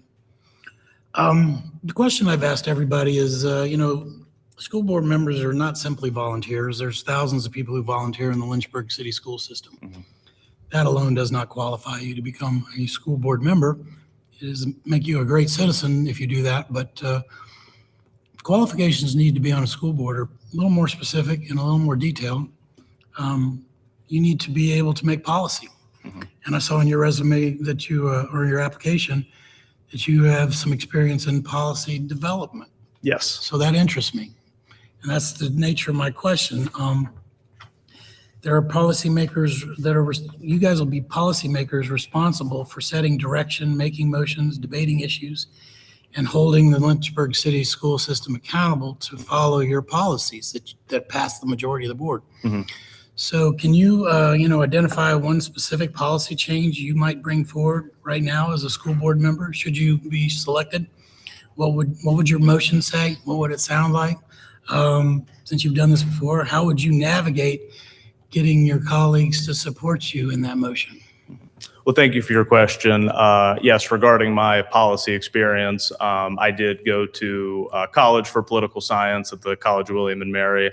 And while I was at William and Mary, I had the privilege of working in the House of Delegates, where I interned for Delegate Rodney Willett, was able to develop some policy for him in his office. And then, of course, I've had experience after that on boards, as I've mentioned as well. So I'm definitely very interested in policy, and that is something that I have experience with.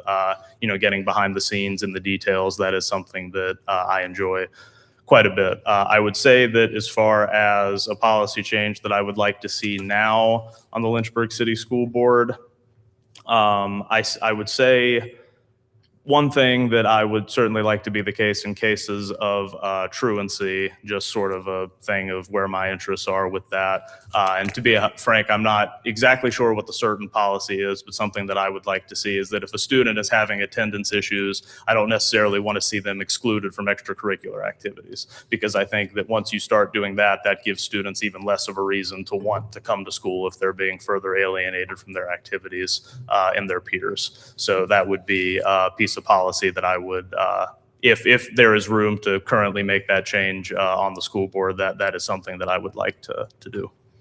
Thank you. Mr. Mitchell. Thank you, Mr. Mayor. How you doing, Mr. Stewart? Doing well. How are you? Good, thank you. Thanks for being here. Thank you.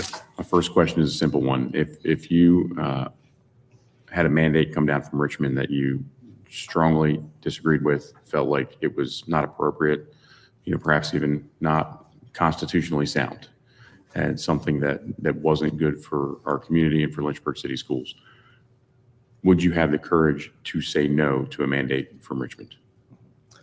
I would certainly have the courage to act my conscience and make my opinions known. Of course, the school board is accountable to the law. So in the sense that I would have to implement certain things that I may disagree with, I would do that out of obligation. But I would certainly make my opinion known. People would know where I stand on every issue that comes up. And if there were ways to sort of within navigating that, to have other specific policies that would sort of mitigate the impacts of some of those things that I think were harmful, I would certainly propose those and work to have those implemented. But I do have courage, and I would be willing to stand for the things that I believe in this position. Thank you. Thank you. Thank you, Mr. Mayor. Thank you, Mr. Story. Appreciate your time today. Thank you. Love your last name. Thank you. It's a fun one.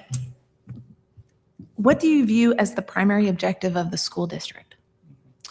I think the primary objective of the school district is to prepare our students for the world outside of it, ultimately. I think it's to give students sort of the base knowledge that they need, even if they choose for high school to be the end of their education, to give them the math skills, the language skills, the critical thinking skills, to go out into the world and be able to navigate that effectively. I also think that beyond that, we should be preparing every student as well, if they would like to be in a position where they could pursue higher education or they could pursue additional workforce credentials, because I want the students in the city to be the best prepared and be, shining examples of qualification and productive members of the workforce in the community, whatever path they end up going. And I'd like for them to stay here as well so they can continue to contribute. But I do think that, ultimately our school districts need to be preparing our students for, the world outside and give them those skills. Thank you. Thank you. We'll wait for Mr. Maradi to be seated, and he will ask his second question. Thank you. My second question has been related to parents and public trust. It's my opinion over the last number of years, the public trust in Lynchburg with the school board has deteriorated significantly. If you relate it to the school closure process, going back and forth on what may or may not happen. Some might even claim related to principals and teachers and pursuing other opportunities and how that may or may not have gone down. All of these things have really deteriorated a lot of public trust with the current school board. How will you, as a member of the school board, work to improve that and re-solidify those relationships? Well, I'd say that's very important, and that is something I am familiar with. In my hometown, actually, we had a merger of the two high schools, and that was very controversial of a process as it came through. People did not think that they were being communicated to as to exactly what was happening, why certain decisions were being made. They felt left out of the process, and I think that that's wrong. I think as much as, our students are our constituents, our parents and families are our constituents as well, and they need to be able to see what we're doing, understand why we're doing the things that we're doing. And, as much as possible, I, pledge that I would be open with our parents and families about, things that are going on, the decisions that we're making. I would, love for someone to come and talk to me and ask me questions and just, give them any assurance that I can, that we are, acting in the way that we think is of the best interest of their child ultimately. So like I said, I appreciate that question a lot, and I agree with you, and I would be as open as I can with our families. Thank you. Ms. Reed? Thank you.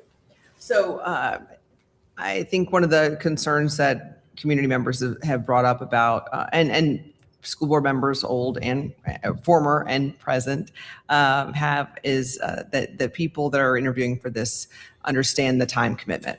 That it's not just showing up for Tuesday meetings, but it's the commitment beyond that, because we have other kind of subcommittees that meet. There's an academic success committee, there's a disciplinary committee, there's some ad hoc committees, and there's the expectation that school board members also, are present and involved in the community, showing the families that they represent, that they really are involved. And so, also showing up to meetings prepared, that you're not just showing up to be seen, but you're showing up knowing that you're invested. So are you prepared to make the commitment? Are you able to make that commitment, understanding that it's not just being there on Tuesdays, but there's a desire and expectation that you are involved? I absolutely am. And I think, as I indicated, this is something that I am very passionate about. I absolutely enjoy local public service. I think that it's truly the best kind because you can get to the needs of your community directly. You're not as removed as maybe some people a little, higher up the ladder are. So you can address these concerns very locally and very one-on-one with people. I absolutely would have that time commitment and have that availability. I'll tell you, in my something I appreciate actually in my previous public service positions, they were during the workday. So I had to take time off work to come and do those. And I was, very happy and very willing to do that because these things are important. Sometimes people don't know about them. They don't put enough, credence in how valuable they are, but the decisions that are made, whether it be the school board or economic development, agriculture, those things are absolutely vital for our communities. And it's important that people make the time to do that. And I do pledge that I would absolutely make time for that. Okay. Thank you. Thank you. Dr. Wilder? Yes, thank you again for your willingness to serve. One of the challenges we have right now is with parent involvement. That is a major factor. How would you bring to the table to increase in parent involvement in our children, in our school system? Well, I think I would stress how important it is. Absolutely. I will tell you, I was lucky that my mom was a very involved parent when I was in school. She would come to all the little parties that we had and would come and be there with me, come and have lunch with me all the time. And that truly did mean a lot to me. I think that we certainly have to hold that, some parents are unable to do that. If we have things during the workday, they may not be able to take off work to come do that. Potentially that could involve some more, after school activities that we invite parents to and encourage them to come to. But I think in order to advocate for that, I just would stress the importance of how important it is for parents to be visible to their students and to come and support them. I'll also say that I appreciate that you all, when you implemented the Fathers, Responsible Fathers Month, that is certainly something that means a lot to me as well. And both our mothers and fathers should be present for our students. Thank you. How important is discipline to you for students? It is certainly important. It's unfortunate when you have to do it, but there are times where students need to just be sat down and have expectations gone over with them and have reasonable consequences followed through with them. I'll tell you, I've mentioned them before, but I'll tell you, in my own family, I had one of my brothers is a very, calm, straight on, he goes to school, gets his things done, no problem. My other little brother was a little more difficult. And it took some time with him to kind of get him on the right track and, have, like I said, reasonable consequences for behavior that was not ideal. And but you have to take that time individually with the student to understand what's going on with them, maybe what help that they need, what's causing this behavior, and what could we do to maybe remove some of the circumstances that is motivating them to behave that way. So I think I would bring sort of that mindset into it. But yes, there certainly are instances where discipline is appropriate, and I do recognize that. Thank you. Thank you, Mr. Mayor. Thank you, Xavier. I appreciate your responses. They've been very open and transparent, and I like that. A lot of parents in Lynchburg have been voting with their feet and leaving our public school system. The enrollment continues to decline. The cost per student continues to rise. In a normal world, if it was a grocery store, that store might have been shut down, but this is public education, and we do not just shut it down just because it costs more and has fewer customers. But in the reality of the situation, a lot of those parents are frustrated, and I've talked to a lot of them. They're deeply concerned about some very specific things. One of the things I heard most about in my campaign was that there were sexually explicit and highly sexualized books being placed in school libraries, including in some cases books that made their way all the way down to the middle school and even elementary libraries. So those collections caused them a lot of headaches, and they were talking to me about it.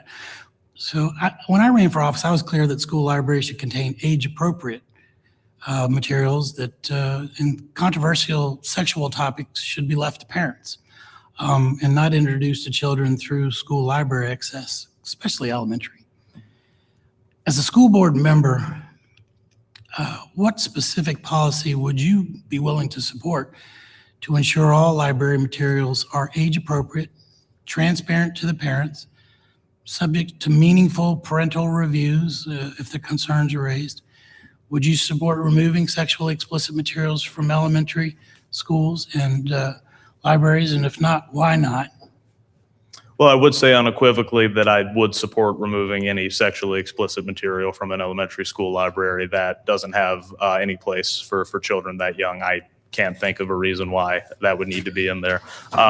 As far as it goes beyond that, I think my policy would be more of a case-by-case basis. I understand, especially at the high school level, that there are some, important literary works that may have some sexual content in them that I could think that it was valuable for a student to be familiar with that piece of literature. And I would take the time to review those things on a case-by-case basis. But I will say, too, that I, as a member of this board, I know that I would be accountable to the parents, and I would certainly listen to them and speak with them and take their words in mind as I'm making these decisions. But absolutely, unequivocally, nothing like that in elementary schools. Thank you. Mr. Mitchell? Thank you, Mr. Mayor.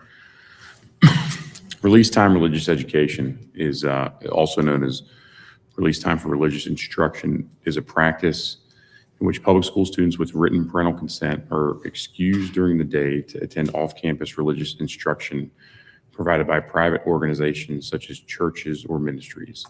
This has been upheld by U.S. Supreme Court precedent and twice, and a Virginia Attorney General's opinion that kind of detailed how it would work in Virginia.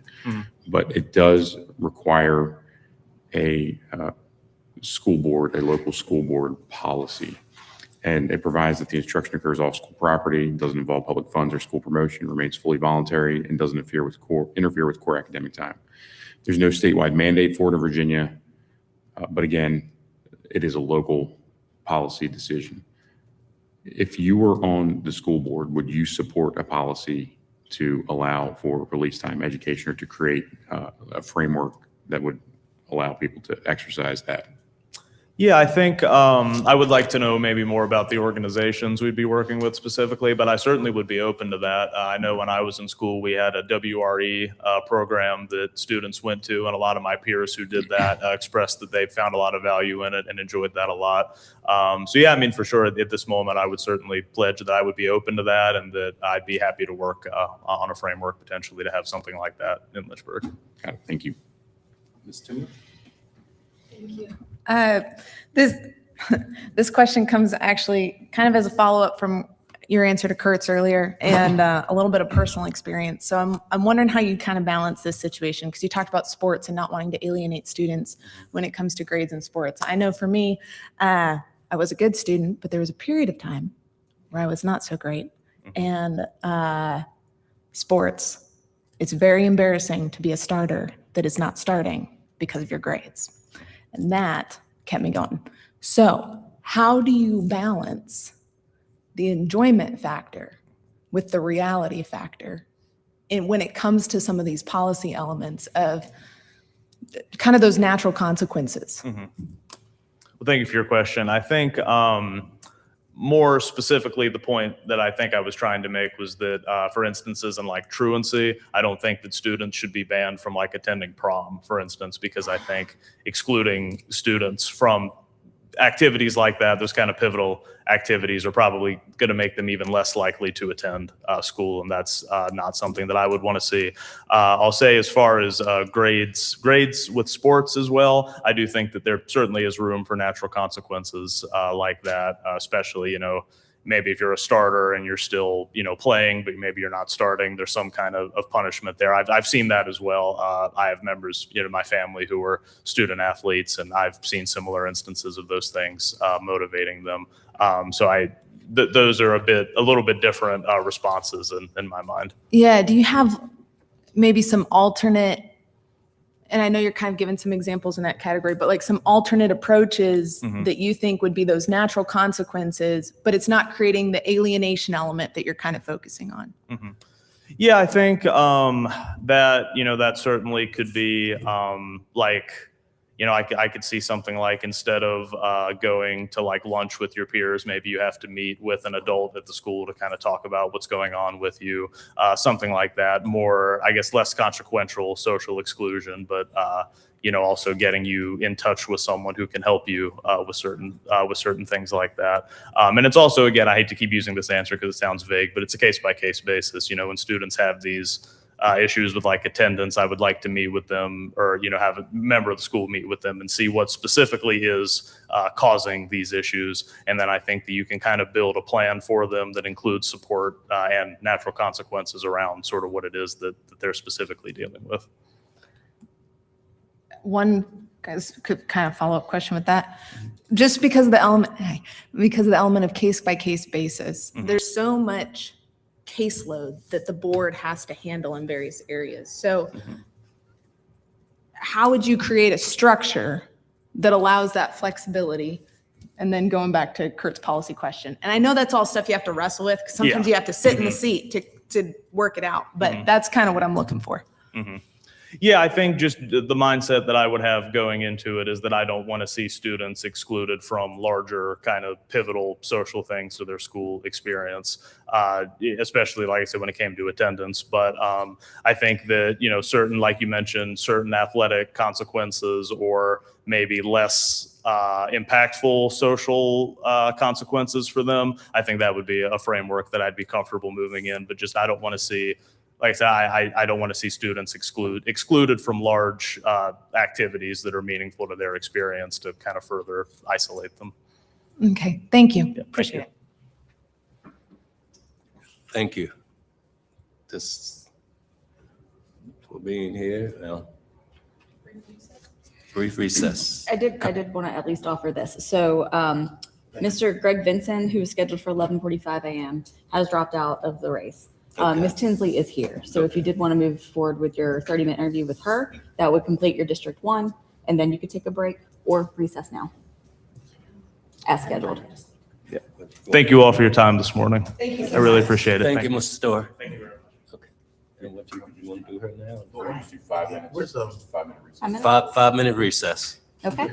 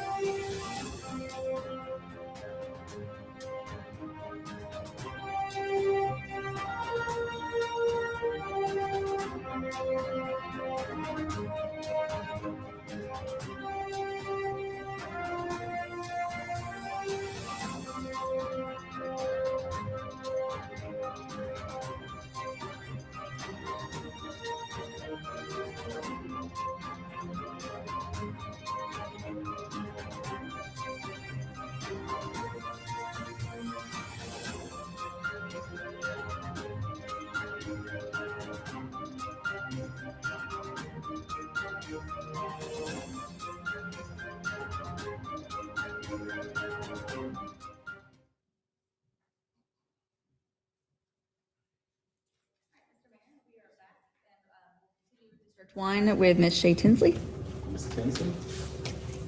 or Dr. Shay Tinsley, pardon. Dr. Tinsley, Good morning. welcome. We will start our questioning. Mr. Ferrari first. Good morning. My question, I've been asking the same two questions to folks, and my first question is related to academics. SOL scores are not where they need to be, incredibly low statewide. And it's my belief that academics should be a laser focus for the next school board slate of candidates who are appointed.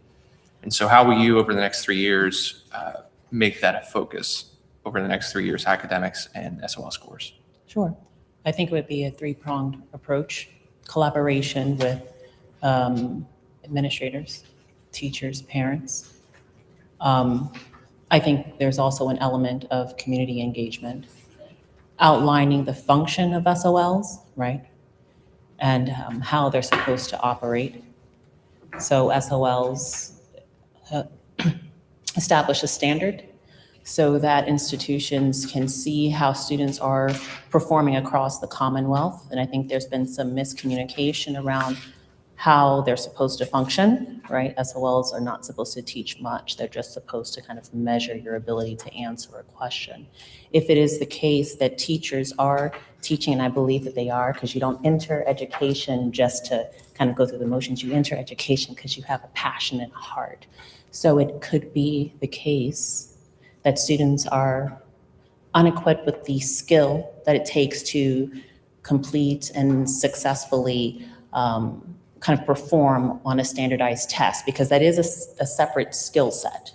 Being able to take a standardized test is separate from being able to complete a test that your teacher gives you, because the questions are formatted differently. And so it might be the case that we need to provide additional resources, including a test-taking kind of course, some materials online, but it would be three-pronged. It would be collaboration with the teachers, educators, and parents. It would be looking at presenting issues, and then kind of community engagement around the function of the SOL.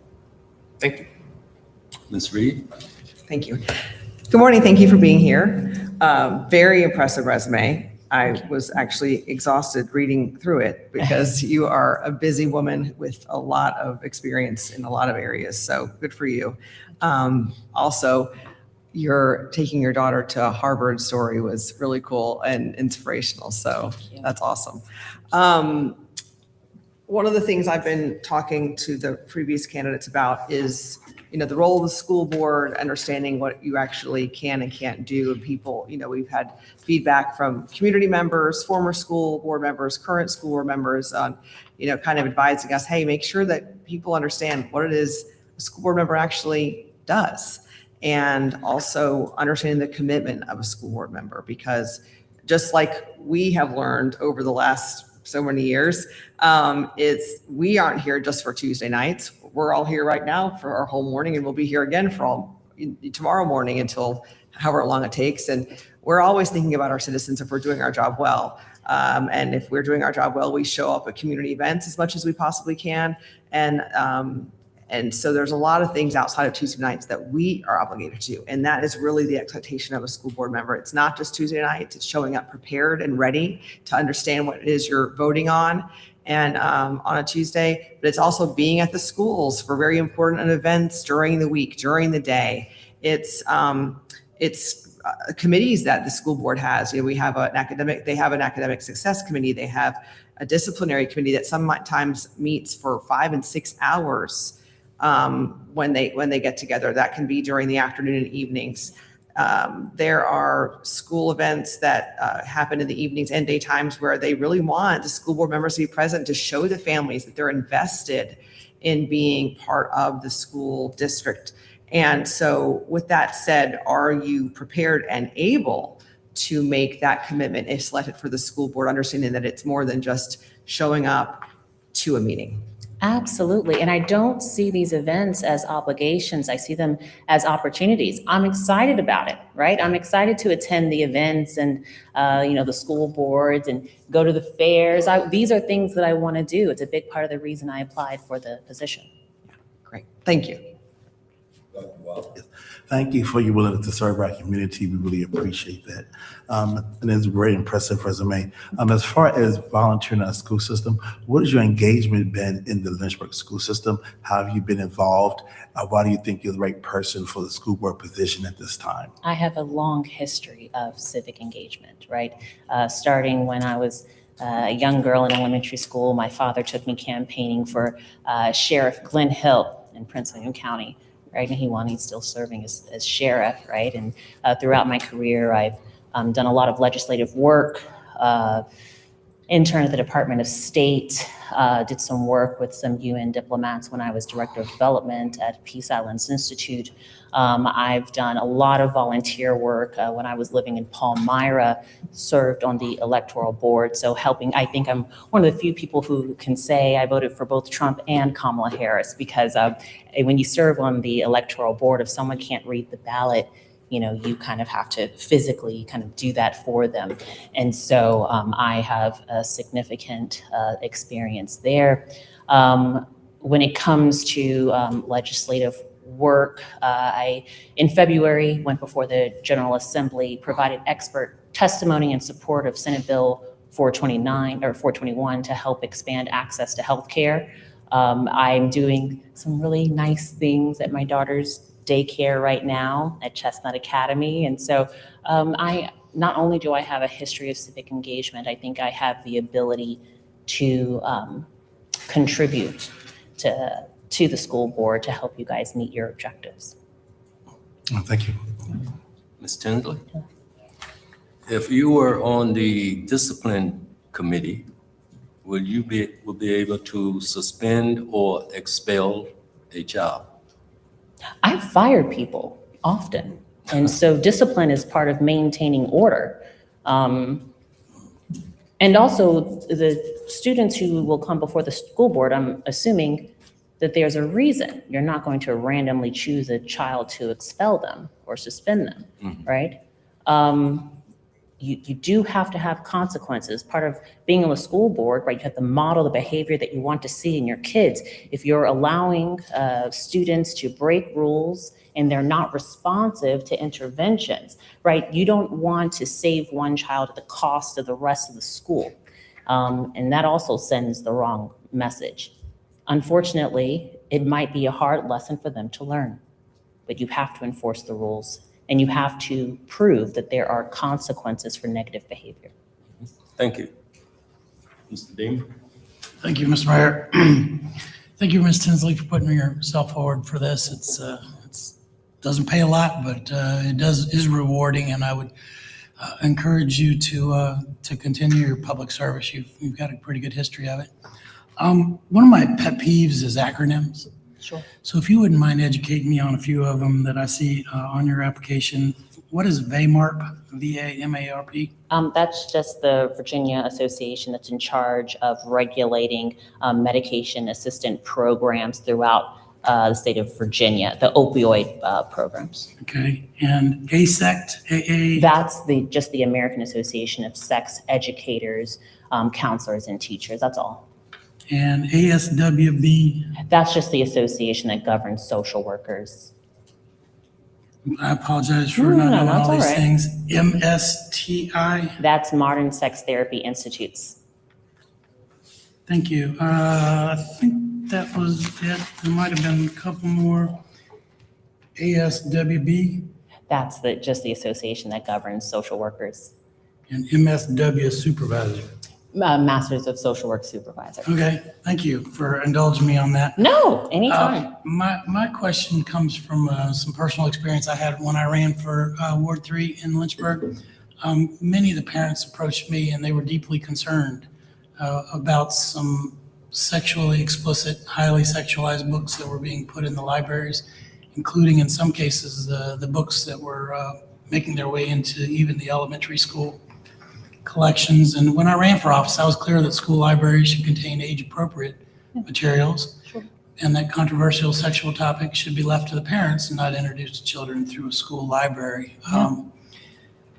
If you are selected by us to be a school board member with your background in sexual therapy, do you have any would there be any specific policy you would be able to support to ensure that the library materials are age appropriate and subject to some meaningful parental review? And Would you support removing sexually explicit books from the elementary schools? yes. And if not, why not? No. I want to clarify, being a sex therapist means that I'm working with survivors of rape and incest. I was mandated to serve as a therapist for men who were convicted of rape. I'm not advocating for a 5-year-old reading sexually explicit content, right? This feels like a pretty common sense approach to education. That would be a huge distraction. I'll tell you a quick story. When I was in 4th grade, my mom gave me the Focus on the Family book. That was a Christian ministry that would teach you sex education, just to answer questions. My dad handed me the book and he goes, all right, you read this, and if you have any questions, ask your mom, right? And because you have to be age appropriate. When I was in 6th grade, I went to a public school. They provided sex education. And my parents said, no, absolutely not. You're not doing that. So they wrote a note, and I went to the library during the sex ed class. My parents didn't want the public school to teach me about sex. I think that's a pretty fair standard. That's a question, that's a topic that you should have at home with your kids. So a policy that you could, I wouldn't mandate, I would not allow sexual content in elementary or middle school. I also think it could be misused if you put it in a high school. So there are lots of other books that kids can read that don't have sex in them, and our library should probably just stick to those. I don't think that there should be sexually explicit books in any public school library. thank you. You're welcome. Thank you, Mr. Mayor. How you doing, Dr. Tinsley? Doing well, thank you. Great, thank you. So kind of a similar question that I've been asking everybody, but I just try to change it up a little bit. Through categorical funding, City Council prioritized instruction over administration back in 2023 in the Lynchburg City Schools budget. This delivered historic salary increases for our frontline educators, and it also led to the elimination of the equity department, which marks the beginning of the end for divisive DEI programs in our division, programs that are unnecessary and take resources away from the classroom. If a mandate or pressure comes down from Richmond to bring back DEI programs into our schools, including things like unconscious bias training for teachers or anything in a classroom, will you commit today to pushing back against those efforts and protecting our focus on core instruction and educators? Sure. So I want to clarify, the line of logic is we eliminated DEI to give more resources to other programs in school. And the goal was to remove it so that we can improve academic performance. It might be the case that that did not happen. So just to clarify, what happened was when we took money out of administration, Yeah. the first thing that the school board eliminated, because it was the least necessary thing, was the equity department. Okay. That's what happened. We took Okay. money out of administration and put it into instruction. Okay. I don't have any opposition to that. It looks like it already occurred. So if they try to bring something back that would not be in alignment with what Lynchburg needs and wants, of course, I'm going to support my community. So you would make a commitment to pushing back against Richmond if they're putting a mandate out to put DEI training in for teachers and So I'm gonna- DEI programs and instruction into the classrooms? So I want to make sure, because I'm new to Lynchburg, that I don't misunderstand what you mean by DEI, because I'm getting the sense that there's probably some local context that I don't have. So things like access unconscious to. bias training and things like that. Okay, unconscious bias training. I don't necessarily think that's harmful. I also don't understand why that would cost money to do that. I mean, if I'm selected to serve on the school board and there's someone who has a question about unconscious bias, I'm sure I could provide that at zero cost. As far as policy, implementing policy requiring teachers to participate in unconscious bias, or employees to participate in DI programs like unconscious bias training, would you support, if there was a mandate from Richmond to say, you have to do this? Right. Would you support that mandate or would you oppose it? I wouldn't support anything that took away from education and academic training. However, and this is why you're not getting the yes or no from me, I'm hesitant to engage in dichotomous thinking, right? So I'm a therapist trained in CBT, cognitive behavioral therapy, and there's something called cognitive distortions, right? And it was developed by Aaron Beck in the 1970s, and he says the reason why you have a lot of negative outcomes and a lot of tension between people is people have negative beliefs that kind of color the way they see reality. And so dichotomous thinking says there's really it removes space for nuance. Dichotomous thinking removes space for complexity. Because it says things are either black or white and there's no gray area. I've seen people who were very much impacted by DEI, like positively impacted by DEI movements. And then I've seen people who have been harmed by DEI movements. I think the logic behind a DEI movement is that we should make space for people who aren't like us. And I have compassion for people who aren't like me. And I think that we all should have that. And so if Richmond tries to pass down something that says, all right, well, we want all of your teachers to participate in training that will teach them how to work with handicapped children, because that falls under DEI. I'm not going to be opposed to that. In fact, I think you mentioned a teacher recently on Tuesday tried to increase funding for children who were disabled, right? So I can't say, no, I won't support DEI because training teachers to deal with special needs kids falls under DEI. So I cannot commit to not training teachers to be able to work with disabled children. I think that actually falls under special education. There's an umbrella of special education for that. There was a section, well, now it does. And also ADA covers that.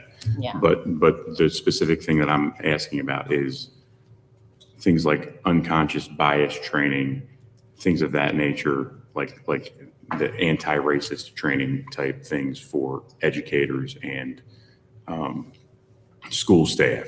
Right. If there was some kind of mandate for that to come down from Richmond, would you support the mandate from Richmond or would you oppose the mandate from Well, I Richmond? don't think anyone's pro-racism, so I think training people not to be racist, if we still need that, might be necessary. So you support the whole anti-racism, anti-racist training, the framework that kind of teaches people that they're fundamentally biased, that they have some kind of No, so that's. internal bias just That's an because of intelligent their question. color? That's an intelligent question. No, I do not believe that people fundamentally are evil based on color. So that's a really good question. No, that's not something that I believe. But I also, I'm concerned that saying that I'm against anti-racism might by default, right? Because we're dealing with dichotomous thinking here, might by default be interpreted by some as Shay's pro-racist, which I'm not. No, I don't think you are. I'm not saying that. I don't think you are either. Thank you. But that, I think you answered my question. Thank you. Thank you. Ms. Tim. Thank you, Mr. Mayor. Thank you, Dr. Tinsley. I love your outfit. Thank you. You're a great presenter, great outfit. It's true. It's a Anyway. great thing to say. Yeah. So I really appreciate your application. And especially being new to the community, I know it can be uncomfortable or a risk putting yourself out there in this kind of public role. So thank you for your application. I am going to address just actually the basis of why I'm not going to vote in favor at this time, and then I'll just defer my time to the rest of my colleagues. I spent a long time going through your resume, great credentials, highly experienced. The nature of your experience and expertise, I don't believe is what we're currently needing in that particular role. And specifically the online course that you've created and its connections with Pineapple Support, and then Pineapple Support's funding through Pornhub and others. And I understand the value of providing therapies to individuals in need, but the nature of that being stigma-free and accessible mental health support to all persons working in the online adult industry, confidential kink-aware, LGBTQIA+ affirming therapy, as identified on Pineapple Support's own website, and how on your website that is connected to, is identified as the qualifying foundational training for clinicians working in sex therapy by sex support or by Pineapple Support I just don't think that that's the skill set that we're needing in the context of the school board right now with the role. So I really appreciate your application, your expertise, and thank you for your application. And I'll defer my time. If I may, just push back a little bit. So I am the only ASEC certified MSTI Right. sex certified therapist in the state of Virginia. It is a necessary skill to have, and it might be one that you need in the school system. So my dissertation was on elucidating a mode of thought. It was a 3-part study on how to address kind of these new issues that all clinicians are facing in the clinical space. So there's this significant increase in a number of people who feel that they are gender dysphoric, right? And this isn't something that we dealt with in 2013, right? Before we would say, oh, the trans community makes less than 1% of the population. Right now, it's about a quarter. What's kind of feeding into that, right? What's leading to that huge spike or increase? And a lot of the clinicians now are not trained to look at trauma, to look at how to measure gender dysphoria. My dissertation focused on how to think clearly about really difficult layered issues, nuanced issues. And so when you're looking at school board, and some of the issues that Lynchburg is facing, it might be helpful to have someone on the board who not only can think clearly, but has developed a model around how to solve issues. So I spoke to the world's top clinicians. I was able to pose questions about how they solve issues. And so what you might need is someone new who could say, okay, I can bring together diverse perspectives, right? And I can use this thinking model, we call it clinical reasoning, to solve issues that might come up, because it is a pretty broad thinking model. It might be helpful to have. I appreciate your response with that. And again, I really appreciate your expertise with the transitions currently taking place in the school board and the focus that has been shifted. I think that there are other priorities we need to put forward at this time, but thank you.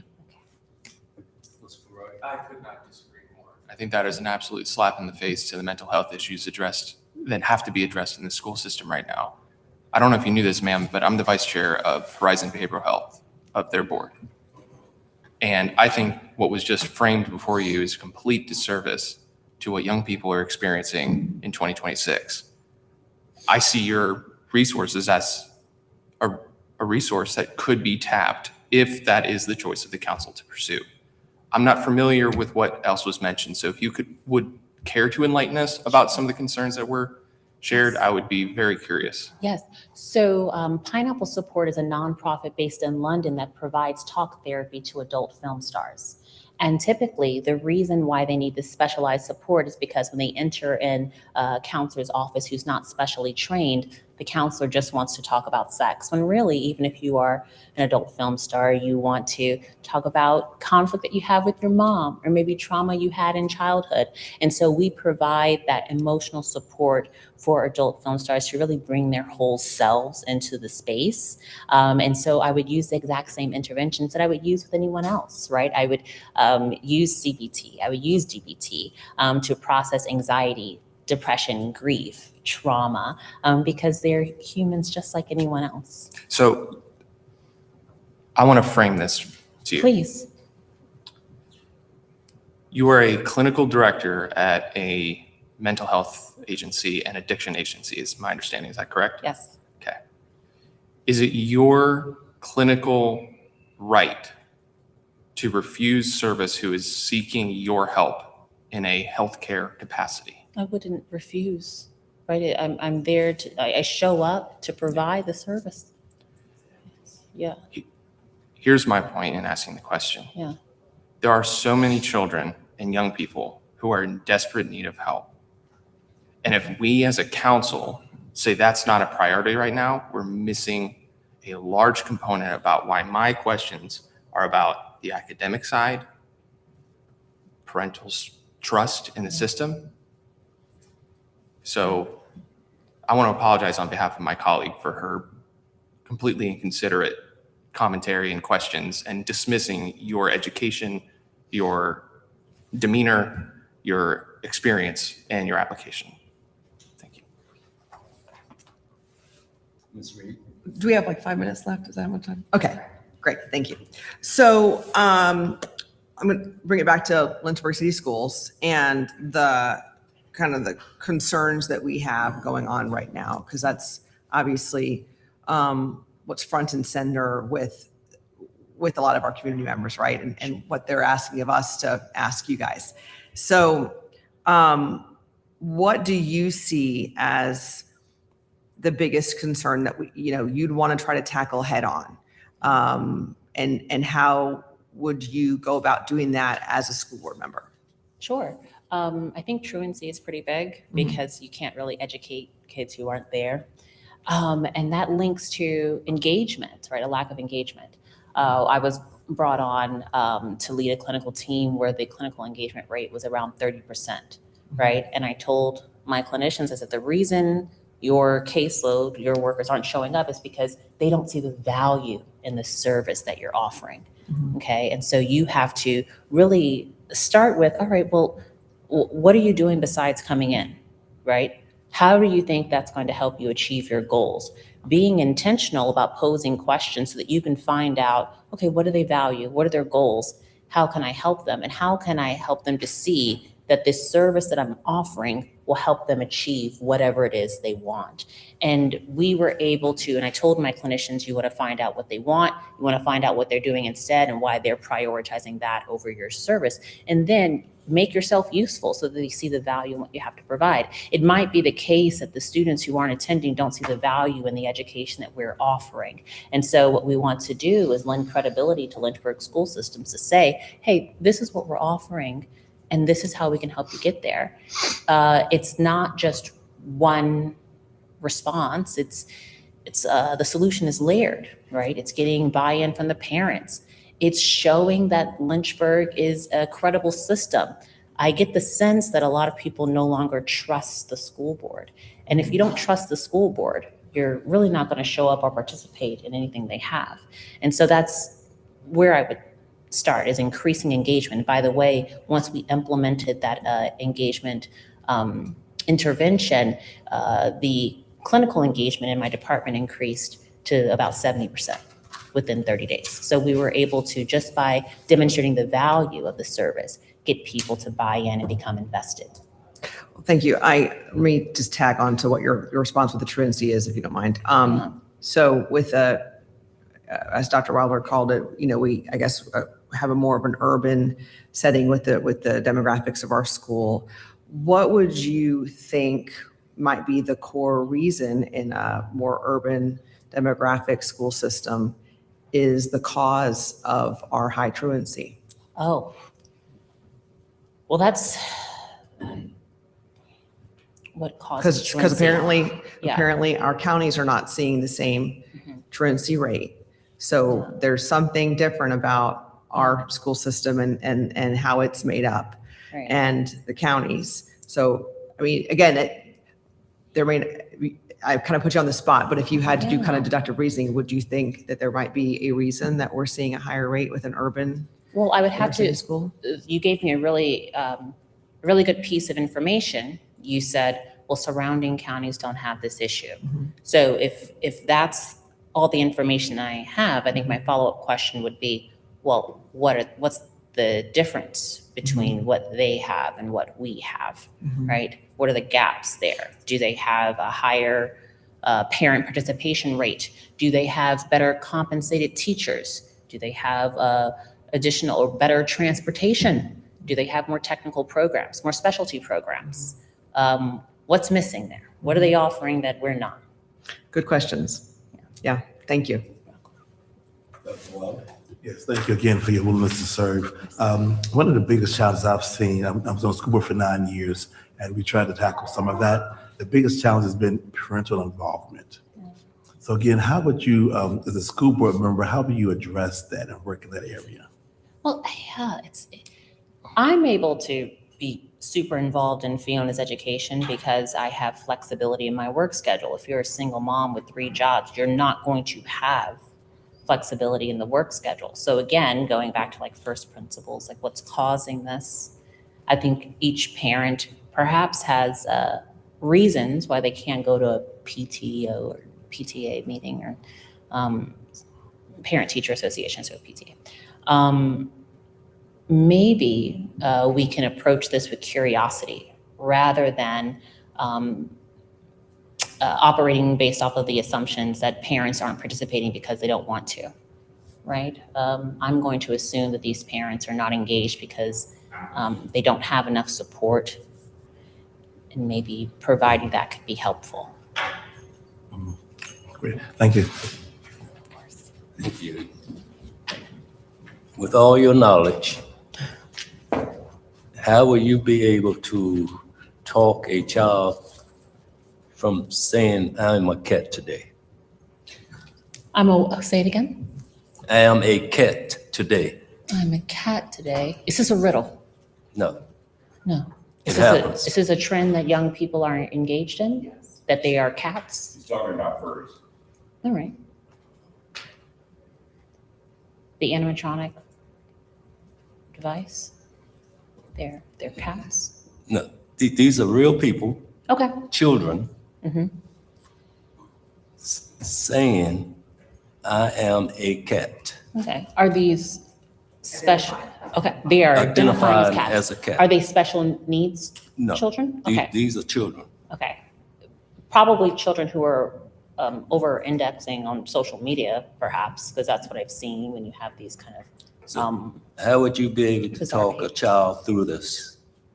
you're not a cat, but you would kind of work your way into that. It would be a counseling session, right? So I guess to follow the scenario, I'm assuming you're presenting this issue to me because this is a widespread in Lynchburg that children believe that they it's are now happening cats. In the counties and in the city, Okay. All right. And how to kind of address the issue of yes. children being wild with their imaginations and Mhm. going beyond that and actually having a Yes. firm belief that they're identifying as cats. Right. We would start with just a counseling session.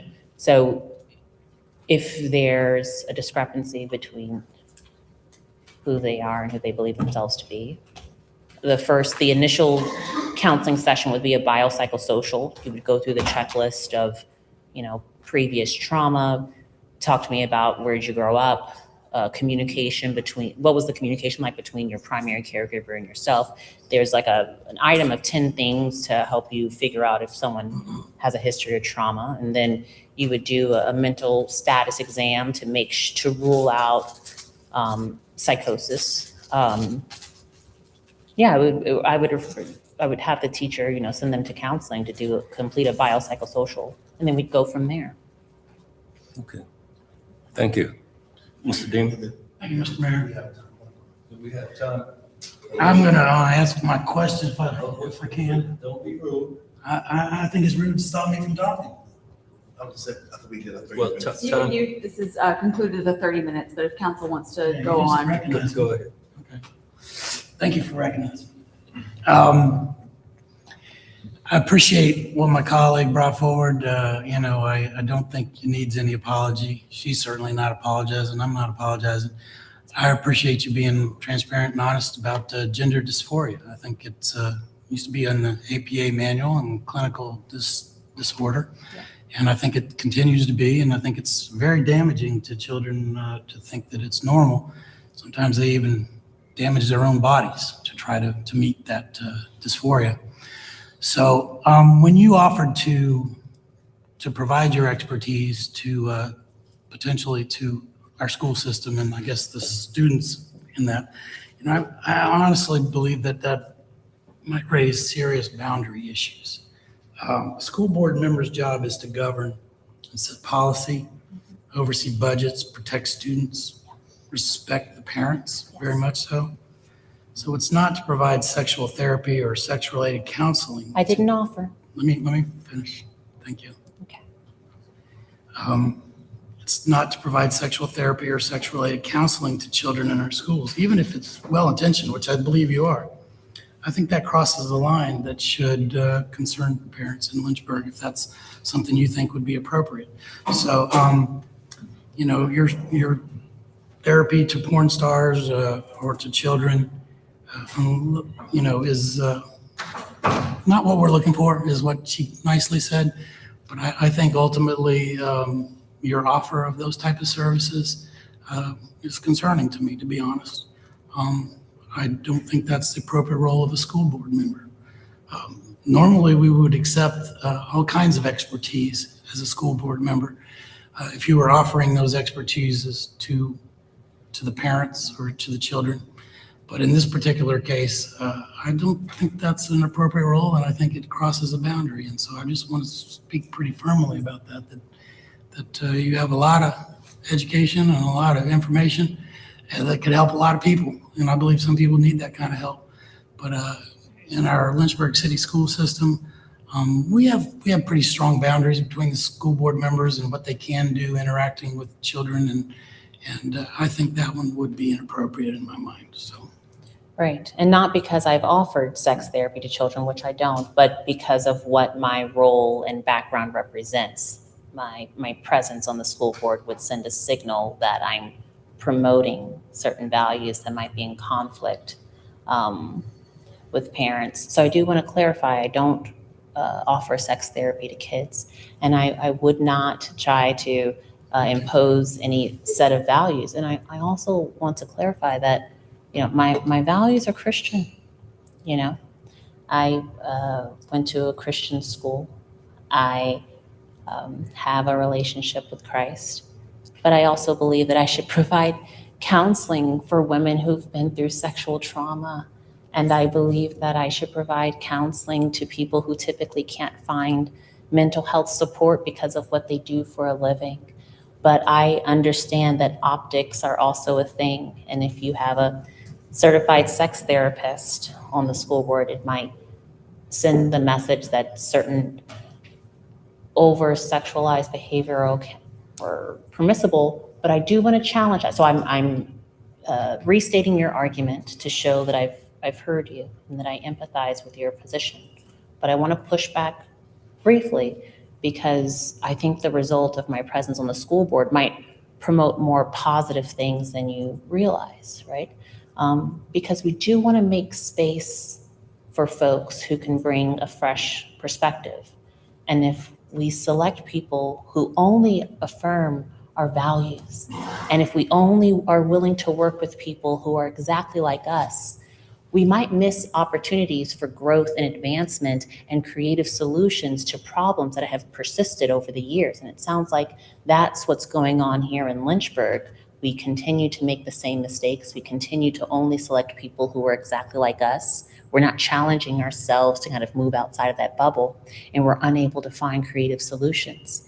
You might, even though my background makes you somewhat uncomfortable, I'm not a threat. I actually get along well with most folks. And I think that maybe voting for someone who isn't exactly like you could be beneficial to Lynchburg at large.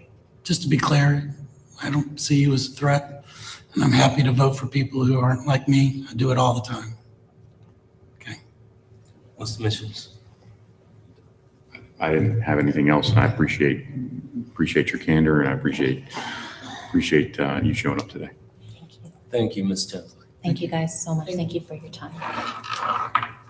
Mr. Mayor, our next candidate is scheduled at 12:15. That's Ms. Angela Cox. That will begin District 2.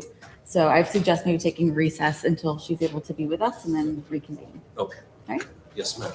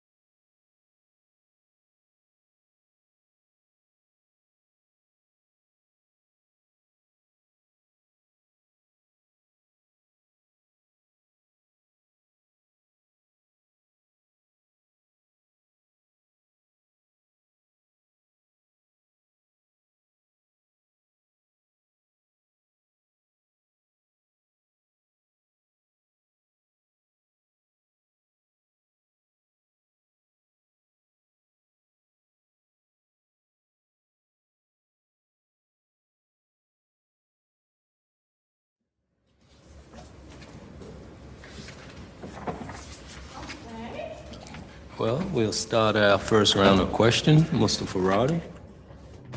Thank you, Mayor. Good afternoon. Good afternoon to you.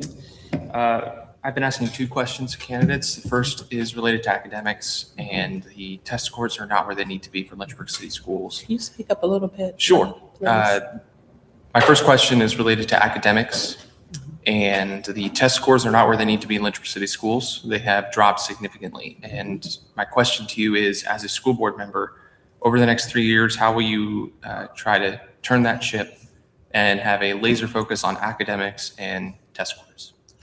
Well, as a school board member, I believe that as a community, that we need to, when I say we, I'm talking about parents, I'm talking about community members, churches and organizations, and volunteers. We need to work with the teachers and the schools, tutoring, having an after-school tutoring program. I held an after-school tutoring program at Payne School. But I did have a hard time getting tutors to be consistent. I feel that that's the only way we're going to get our children's test scores up, because if you're not reading on a certain reading level in the 3rd grade, it's actually very difficult for you to catch up.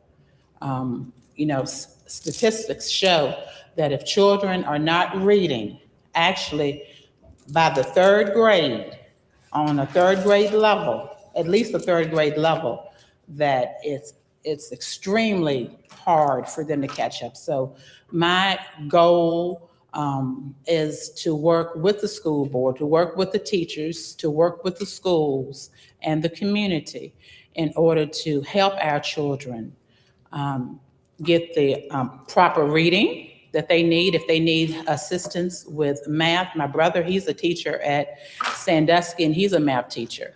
So I know that a lot of our children are also struggling in math, just as much as reading. So my goal is, as I said, to work with the community, teachers and schools and parents, if the parents allow us to work with them, because the parents have to be on board too. And that's the only way we're going to get our children's reading levels up. However, we know it's not going to happen overnight. This is one word that I always love to use, process. It's a process, but we have to be, as a city and a community, we have to be willing to, I'm going to say this, put our differences to the side. We have to be willing to get in there. I always look at things as a team. We have to be willing to get in there to assist our children and to help our children, because that's the only way that they are going to be successful. Thank you. Mhm. Ms. Reed? Thank you. Hello, good afternoon. Hello, how Thank are you for being here. So you have been very involved, and I know that, and I appreciate all that you've done for the community and all that you've done for the kids in this city. And one of the things we've been talking about today with all the different candidates that are applying for school board is just the commitment that is required of school board members, because a lot of people are very passionate about the kids in our city. They're passionate about the schools and the schools being successful, but I don't think realize that being on the school board is more than just showing up to a Tuesday night meeting. It's really being invested. It's having knowledge about what a school board actually can and can't do, your role as a school board member, but it's also understanding the time involved, because there are committees within the school board that are, have been stood up. Currently there's an academic success committee. There's a disciplinary committee that I know we've talked about meets 5 and 6 hours at a time sometimes to review these disciplinary cases. They show up at award ceremonies, or should show up at award ceremonies, and be present and on site at the school, so that the children and families see that the school board members are truly invested and are aware of what's going on in the schools. We've had floods happen. We've had other things happen where school board members have shown up to see what's going on in the schools that they're helping pass budgets for. And also be there for celebratory reasons. So with that said, are you willing and able to make a commitment that's more than just a Tuesday night, Be there when it's necessary, be there when you want to be as well. And come prepared on Tuesday nights, really educated on what the issues that you guys are going to be voting on, and ready to fully invest in what being a school board member is going to be required of. This is me, whether I'm a school board member or whatever, I am invested in everything that I do. This council, they appointed me as a commissioner with the Housing Authority, Redevelopment and Housing Authority. And I go to every meeting. I have not missed a meeting. And when they have something in the community at one of the housing, I don't want to say projects, but one of the housing complex, I show up. You know, just because you don't see a person taking pictures, doing photo ops, that doesn't mean they're not there. I show up, and I'm going to be anyone in this city who knows me. If they speak truth, they're going to say that I show up to things that other people don't show up to. When you all had the project where they were starting the cafeteria, the nutrition department has started changing the nutrition plan for the students in the school system. I don't have any children in the school system. I have nieces, I have nephews, I have community children that I have helped to mentor and raise. I showed up.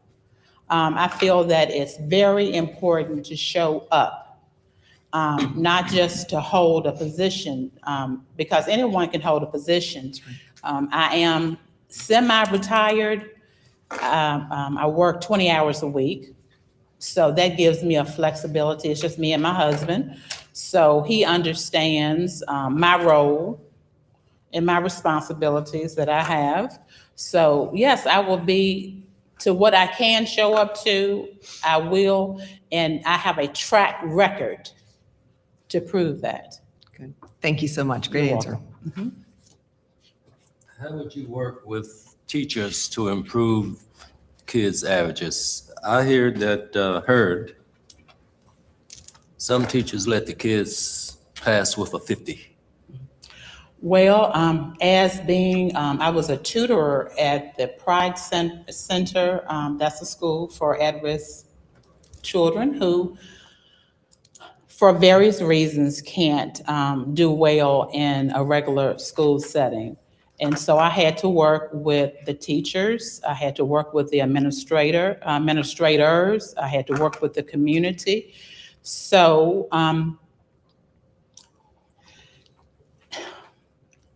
a 30 average, if you can't do, this is me. I'm going to work with you to help you to see what can we do to bring those averages up. When I was a tutor, I worked primarily with 8th graders and 9th graders. And I will be honest, most, I'm going to say maybe 60 or 70% of the children, they were reading on a 3rd grade level.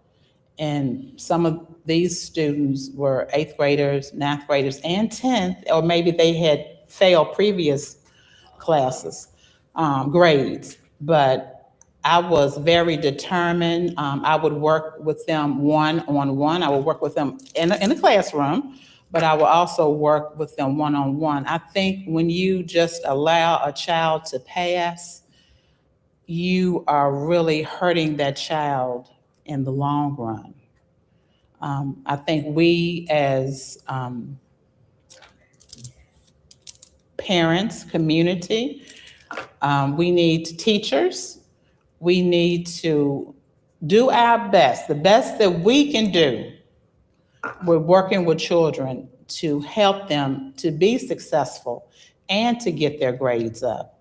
Because if you start passing a child just because No Child Left Behind, and you just continue to pass them and pass them and pass them, once they graduate, that child's going to have a really hard time as a 18, 19-year-old adult.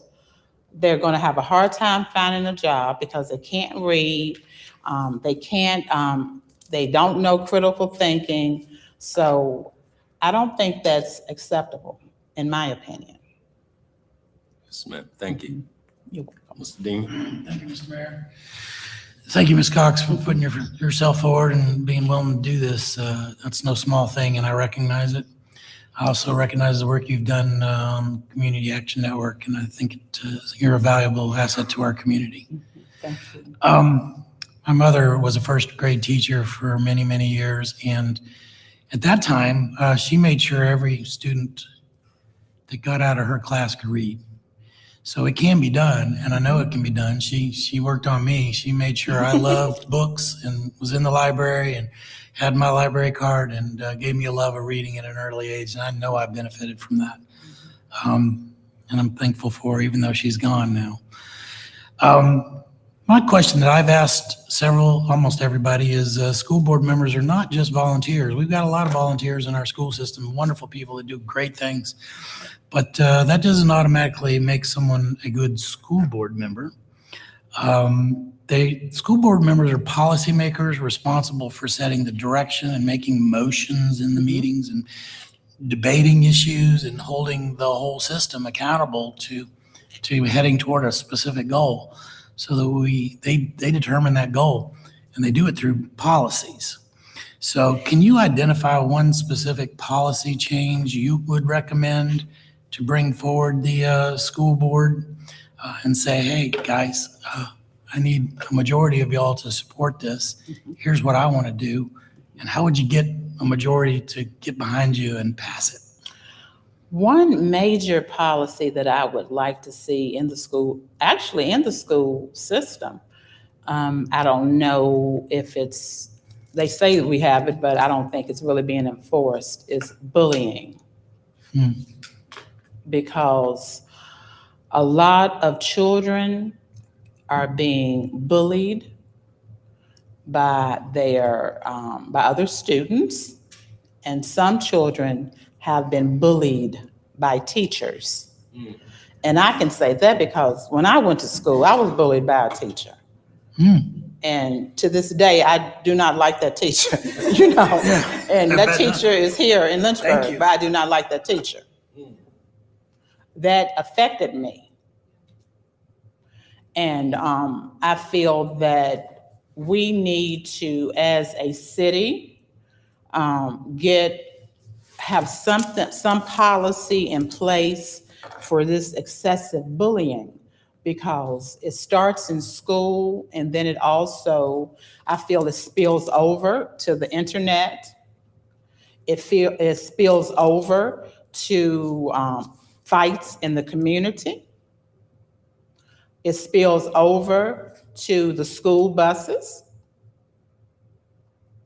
So that's one thing that I want to see, and I would be willing to fight for that as a school board member.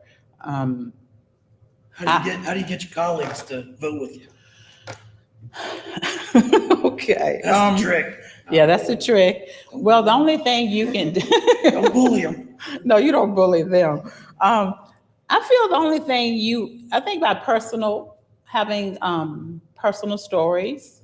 I feel that having stories from the children's parents, because also as a school board member, we're not only representing the schools, the teachers, we're going to be the representation for the parents, so they can feel comfortable to come in and share things with us. So I feel that firsthand experience, firsthand stories, in my opinion, those are the most touching to get people to kind of put a little fire under people, to get them to say, this is a problem. Sure. And we, as a school system or as a school board, we need to work on solving this issue. Bullying is never going to go away. Bullying has been since the beginning of time, biblical times.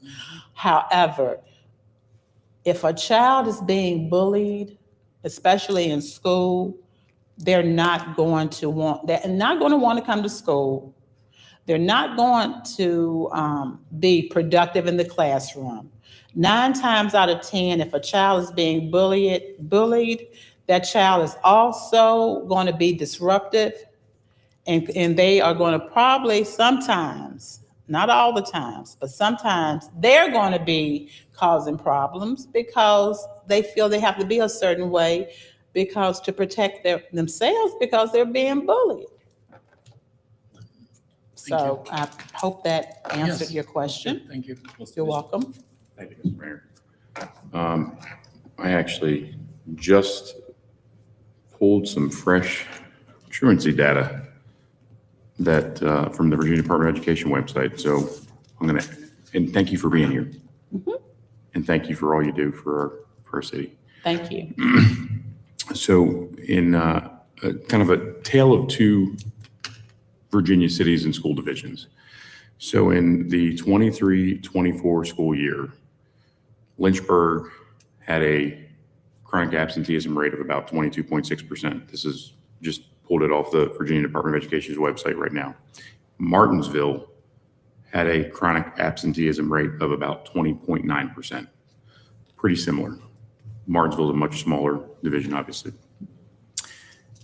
In 2024, they announced a new policy in Martinsville where they made the typical charge for parents, class 1 misdemeanor, contributing to delinquency of a minor. In Lynchburg, it remains a class 3 misdemeanor. The maximum penalty for parents was up to $2,500 fine plus possible jail time in Martinsville. And then in Lynchburg, it remained up to a $500 fine for class 3 misdemeanor. And then it could get upgraded to class 1 in aggravated cases. So Martinsville took a very enforcement-based, through the courts approach to truancy to hold the parents accountable to make sure the kids showed up in school.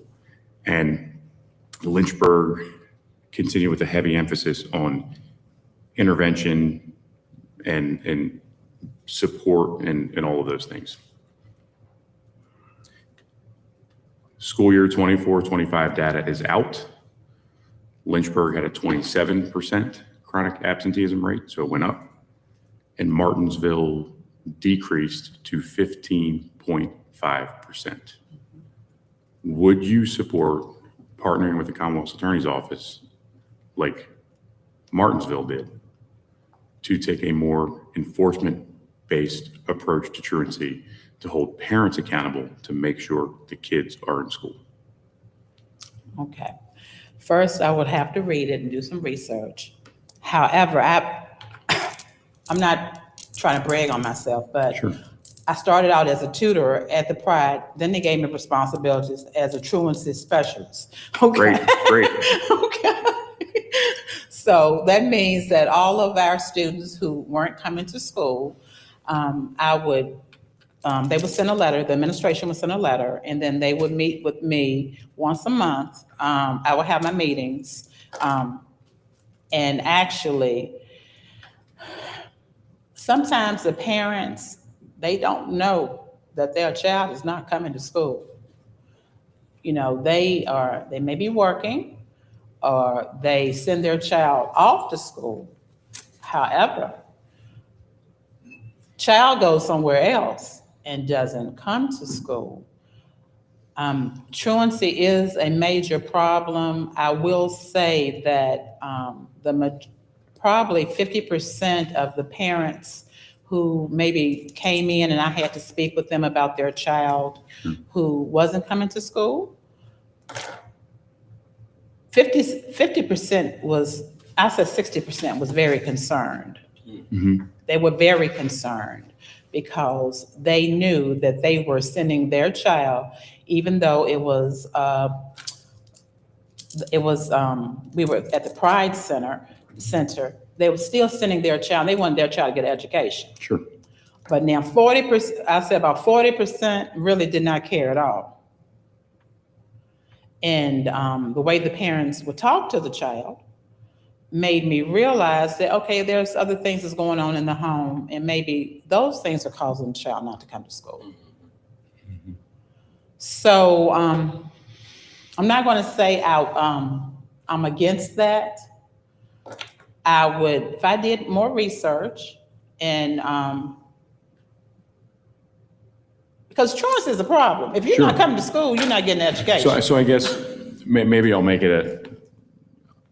soften the question a little bit. Okay. It looks like, just based on this quick comparison between the previous school year and the last school year, that what they did in Martinsville worked, taking a stricter enforcement approach. And if it continues, because soon we're going to see what this past school year showed, if the evidence supports that taking a stricter enforcement approach with stricter, harsher punishments and fines and potentially even jail time for parents in the situation of chronic absenteeism, if the evidence shows that that works and it reduces the chronic absenteeism significantly, if the evidence shows it works, would you support that? If the evidence, if I did research and I found on my own, did some research, and if I found out that the evidence showed that that works and it's almost like helping to prevent other students from trying to do that. Absolutely. And prevent and holding parents accountable. Yes, I would support that. Excellent. Thank you. Ms. Timmer? Thank you, Mr. Mayor, and thank you, Ms. Cox, for your application and your service in our community. Thank you. Very grateful. Thank you. This has been a fun one for me because the council as a whole has largely been asking all the questions that I wrote down. And so I get to ask all of the like out of left field kind of random questions for everybody. So during the public hearing, something that I observed is there was kind of a moment where it took you to get in your group and then the switch went on. And it's like you locked into your passion and you just went for it. And I feel like that kind of happened again with the bullying context.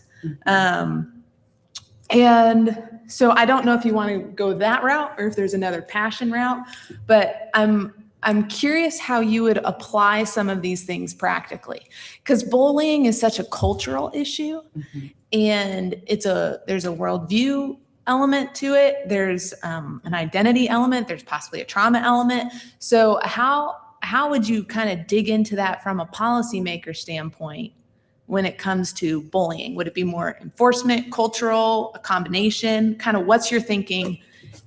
I think it has to be all three of those, especially culture.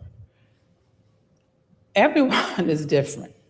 We all have different backgrounds. We all have different views of thinking. We may not agree. I may not agree with your view of thinking. I may not agree with your practice. However, culture diversity is very important. You know, as a community health worker at Community Access Network, you know, those are classes that everyone is required to take, because we are dealing with those from a mass of various cultures. We can be disrespectful to a person. In our culture, we think that's fine, but it's actually disrespectful. So I feel that dealing with it culturally, with the bullying, and the other two, I'm sorry. Well, yeah, no, I was wanting to hear from you as far as just the approaches that you think would be valuable to tackling that passion point for you. Well, especially culturally, because dealing with it culturally, also dealing with it also as class. When I say class, people who may be at a lower end of the socioeconomic scale and to those who are higher. I want to share something.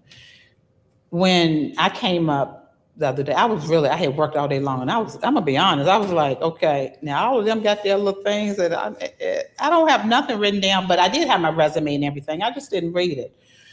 And prime example of a culture incident that happened in here.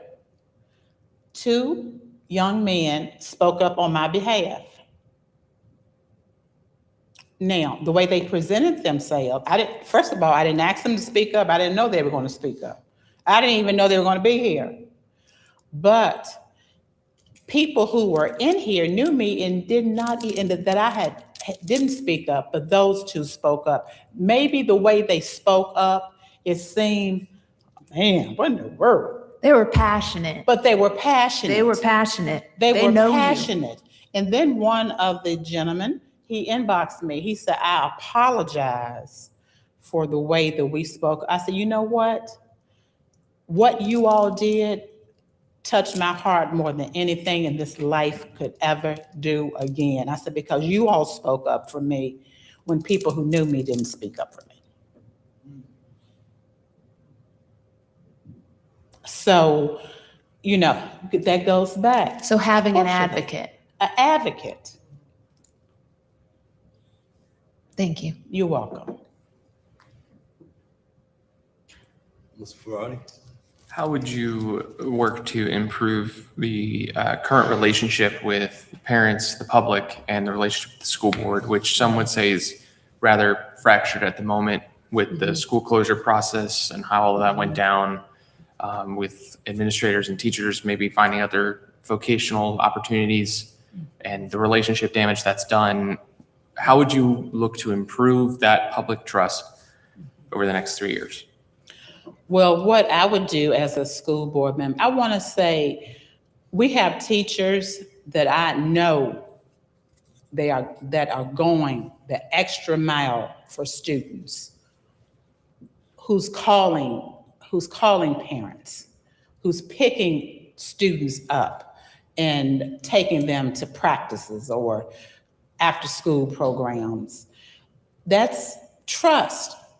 Because if I'm going to let my child go with you, I don't care if you're a teacher, preacher, whoever, but if I let my child go with you, it's because 9 times out of 10, I have built trust with you. So we have to be willing as the school board to have open communication and build trust with the teachers, with the parents, and also with the children and the community.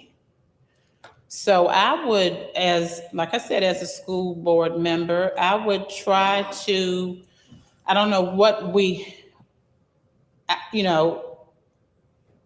a group has to get together. It's just not what Angie Payne Cox would do. But I would try my best to build a better relationship with the parents, because if parents, most parents, they want the best for their children. It's very few parents that I know that doesn't want the best for their child. I don't care if the child is adopted. My parents adopted a child at 2 months old. And my mother was 56 and my daddy was in his 60s. And the child was loved and the mother loved the child.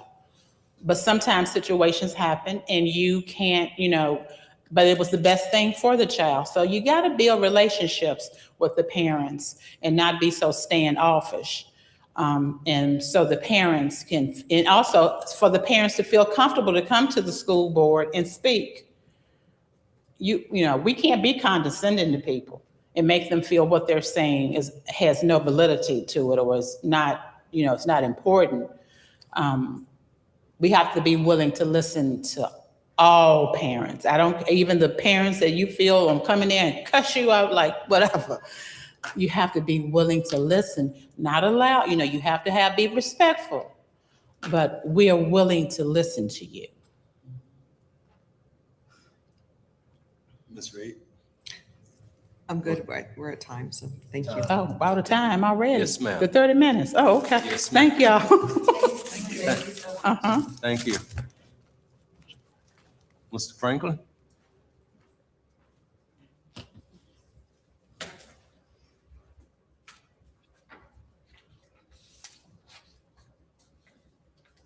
If I may, team, sit in the chair, if that's all right with you. Yes, sir.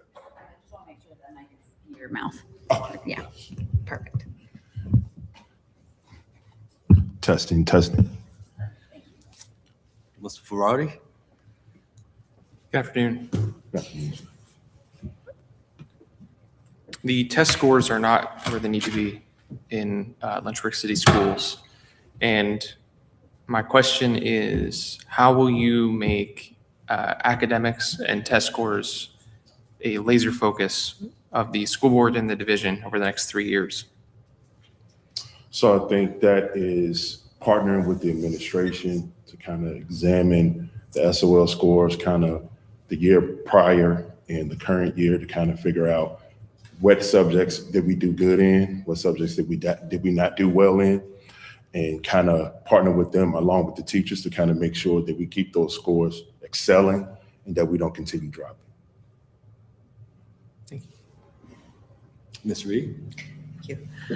Hello, Mr. Franklin. Thank you for being here. Thank you for having me. So I know you spent time in the schools, so you're familiar with the pros and cons. Obviously, things are strengths and weaknesses, I'll say. So what do you feel, obviously we've identified SOL scores as being a concern, and so you've addressed that. What do you think, aside from that, would be the next greatest concern that we should, that you as a school board member, you would want to address, and how would you go about doing that? Communication is so important. Communicating with the parents, communicating with administration, understanding the students' strengths and weaknesses, all of that together, along with the SOL scores, will promote our division and help our division overall to compete with surrounding counties. Maybe I should, well, thank you for that. Maybe I could clarify a little bit more, because that's a good answer, and I think it's important. Maybe more, and maybe that answer is what you'll say for this as well, student-related. Okay. So a student-related issue that you feel is secondary to SOLs that you feel is the biggest concern for students. Is communication your answer for that as well, or do you feel like there's something else you'd say? Communication is very strategic and very important. Also, bullying is another issue. There's several issues that need to be handled, but I think the communication, also bullying, monitoring, those two are important, because if the kids don't feel like they're understood, and also bullying is going on, that would make our students not want to be in the school, and we want to prevent that the best that we can. Thank you. And just for y'all to know, I have to leave in a second because I have to be somewhere at 1 o'clock. So I'm not dismissing your importance. I appreciate, I'll watch the rest of this online. Oh. Okay, thank you. You Oh, do you mind if I do a quick question? Go ahead. Okay, thank you. So my second question would be, let me look through my little list of what I've asked.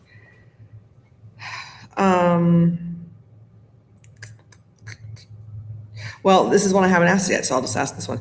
I would mention to the council during our break that I have a friend that's on a school board in another state, and one of the things they found successful is doing home visits, the school board members going to the homes to kind of encourage parent involvement, and also kind of get, going out to the parents to show that they're really invested in having these conversations with parents.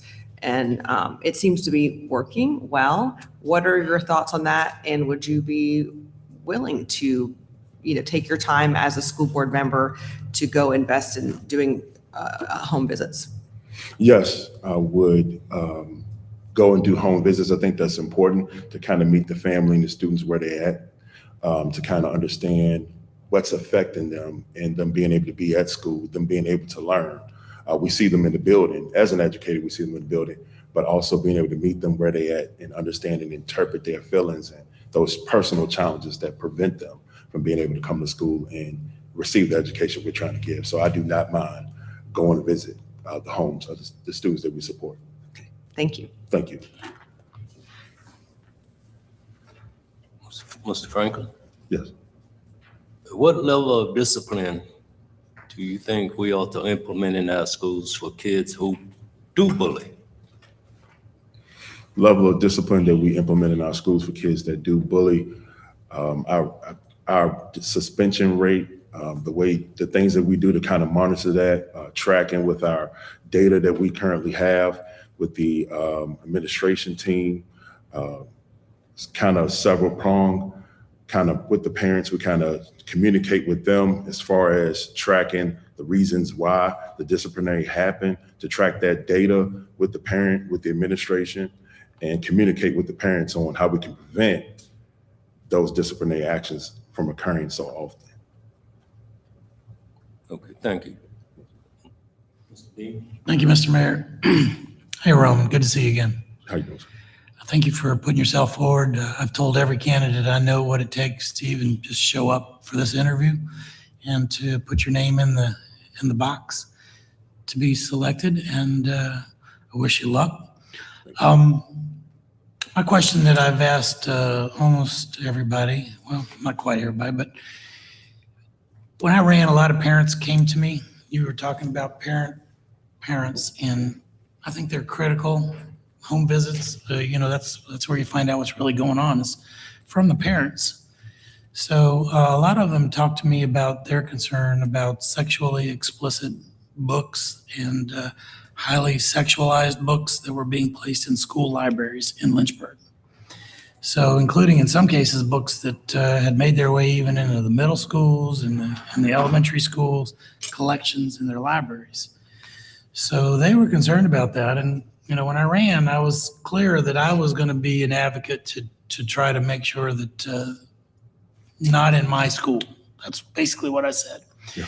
But I've had very little success having any impact through the current school board or anybody, even in our public libraries in the city, of trying to make sure that the books at the eye level of some of our youngest children are very explicit and disturbing. And I've gone into the schools, I've seen the books, I've read the books, I've brought the books in and shown them to our city manager. And to this point, I haven't been able to get enough recognition to make a change. And I promised the people in Ward 3 that I would not on my watch, I would allow this to happen. But I'm just one vote. So would you be able to tell me how you might deal with this? Maybe you're okay with it, maybe you're not. I would hope you're not.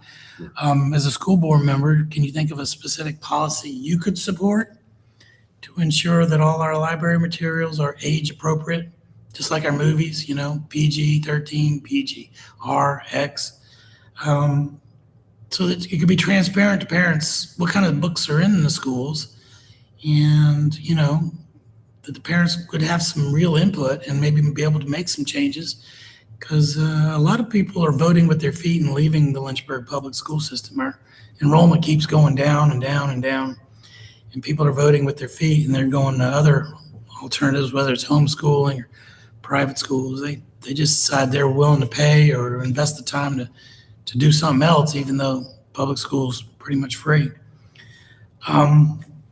Would you support removing sexually explicit materials from elementary and middle school libraries? And if so, why or why not? Well, what would your position be, Roman?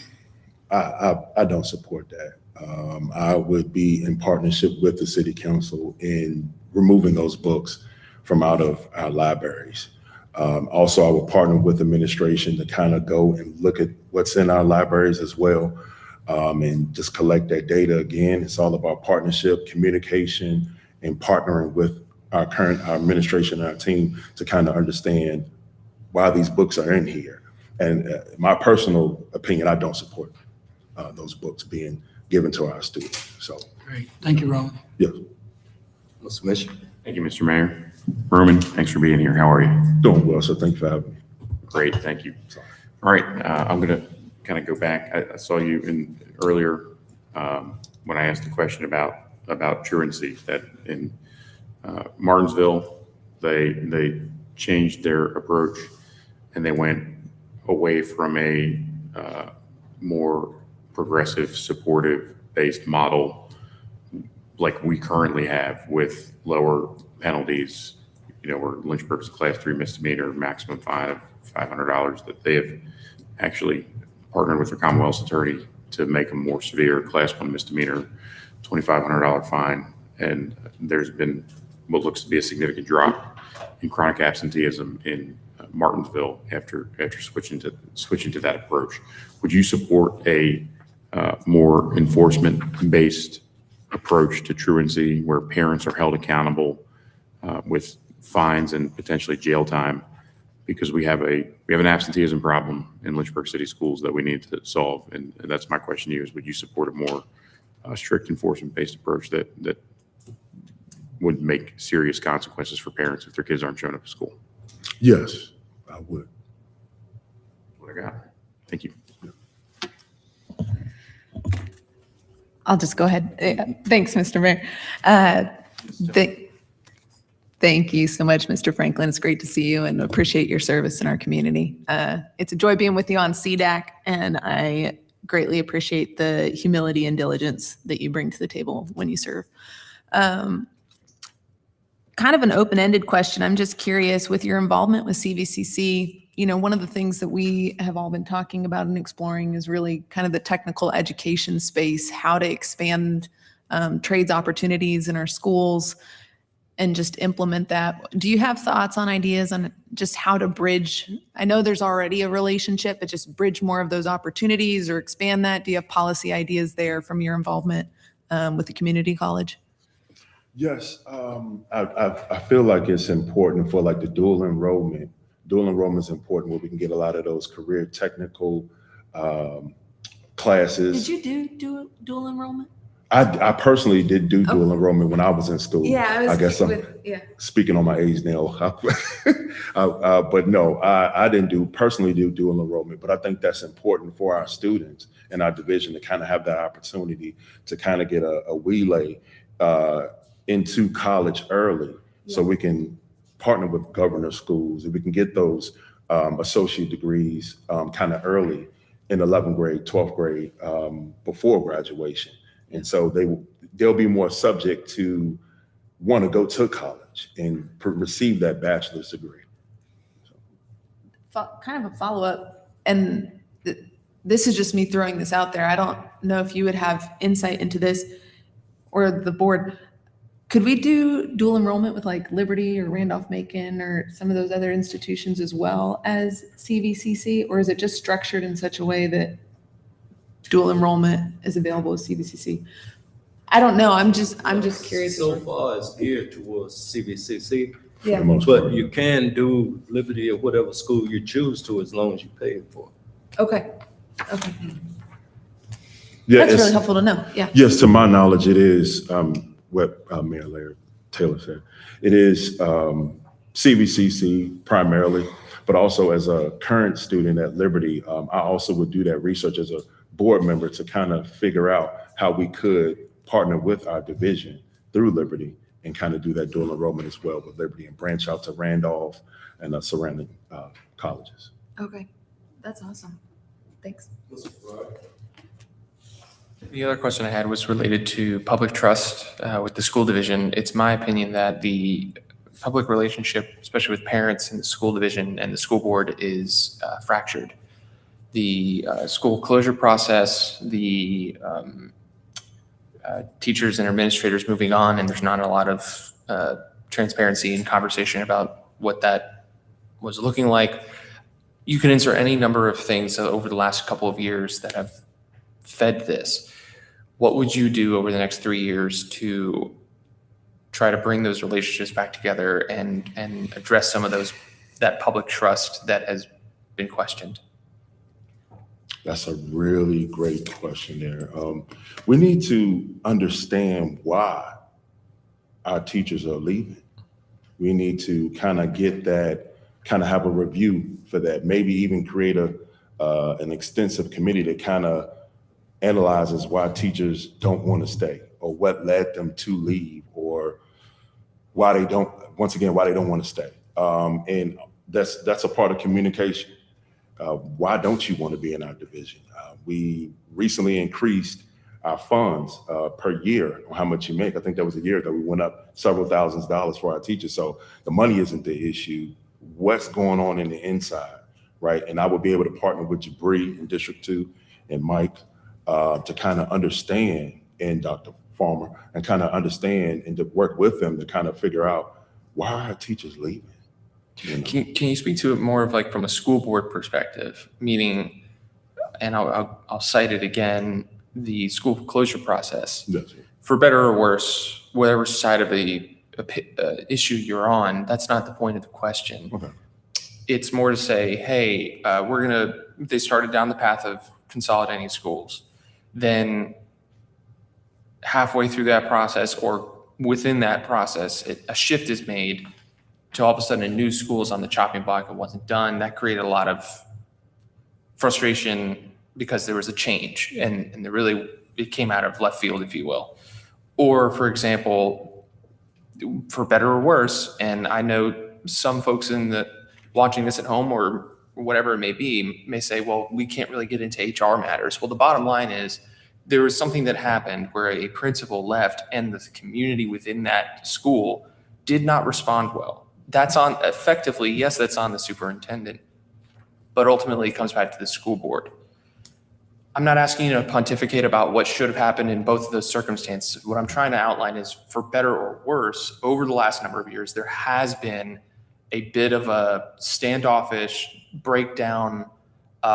We don't really trust you anymore reaction from especially parents on their relationship with the school board. That's really the heart of the question. So if you could speak to that, I'd appreciate that. And I do want to emphasize, I'm not necessarily asking you to speak to those two issues. I use them as examples in recent memory.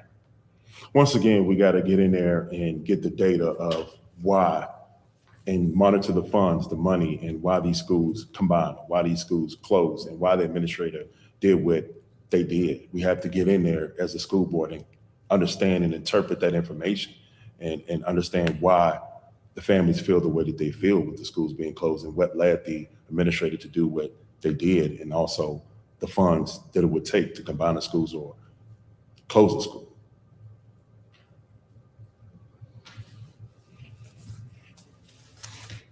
We have a lot of young teachers coming out of college, good degrees. They go to work in our public schools and they end up changing diapers daily. Do you see that as a problem? Preschool kids coming to school not potty trained. How would you work to discourage that? I do feel that the kids need to be potty trained at home. Everything starts at home. A kid needs to be potty trained. Also, if the kid is in our school, we would need to change the kid. We wouldn't just leave the kid like that. But I do believe that potty training should start at home. You think they ought to be trained by the time they get to school? Yes. The parent should be trained. I can understand an accident. Yes, an accident. I'm sorry, I'm hearing what you're saying. An accident happens, we take care of it. We wouldn't leave our child like that. But I'm saying the training needs to happen at home. Okay. Yes. Thank you, sir. Yes. Mr. Dean? Thank you, Mr. Mayor. So kind of to follow up on that, one of the questions I've had is that volunteering, which you've done is a great thing, and you've actually had employment and done work as well for pay. School board doesn't pay a whole lot. I don't know if anybody bothered to tell you that, but it's pretty much a volunteer position as well. But we've got a lot of volunteers already, and what we need is people who can come up with good policies and legislation, because you're really a legislator. You're making the rules for the schools, okay? So let's say on the issue that the mayor just brought up, potty training, and you say it should be required. Tell me how that motion would be made in the school board meeting by you, and what would your legislation sound like? The student shall have this before they get to school, and it's a requirement, and no exceptions made for this. And then how are you gonna get people to vote for that? Somebody's gonna say, oh, well, the poor kids, this, and they need to, take care of them, and the teacher's just gonna have to deal with it, and telling them they can't come to school, that's mean. What would you say to that? What would your legislation look like? So I'm not by myself. Once again, as a board, we all would have to vote collectively on it. So I would have to interpret what everybody's collective mindset is on it. So I would not be just making a policy on my own, and I would figure out and interpret what Dr. Farmer is saying, Jabri, Mike, everybody's saying on the collective. And we would have to agree to the policy being developed. Sure. I can't just go in there and just say, this is what we're doing. We're a team. So I personally, and I wouldn't be just yelling and just saying that's what would happen. That's not good leadership. Leadership is understanding the outlook of what's going on, interpreting your team's collective mindset on what's going on, but still holding true to your values at the same time. Sometimes leadership requires being the only guy Right. to stand up and you got to convince them to do something that's good for the kids, Right. good for the schools, and encourages the parents to do what the parents should have done a long time ago. What would that sound like coming out of your mouth if you were that leader? I think children should be potty trained at home. That's my personal perspective. Thank you. Yes, sir. Mr. Mission. There's a lot of stuff that people around here in our community are very concerned about coming from Richmond with overreach, just policies and mandates and so forth. If there were mandates and policies coming from the State Board of Education that aren't consistent with our community values, or that you feel like your principles wouldn't allow you to support, do you believe that you have the courage to vote against them? And would you be willing to say no to Richmond, even if it meant we would have to enter into litigation for the best interest of our community and the students in Lynchburg City Schools as a whole? Yes. I'm willing to push back on Richmond and any other situations that would affect our kids. Yes, I'm willing to push back on that. Excellent. Thank you. Yes, sir. Mr. Thank you, Mr. Mayor.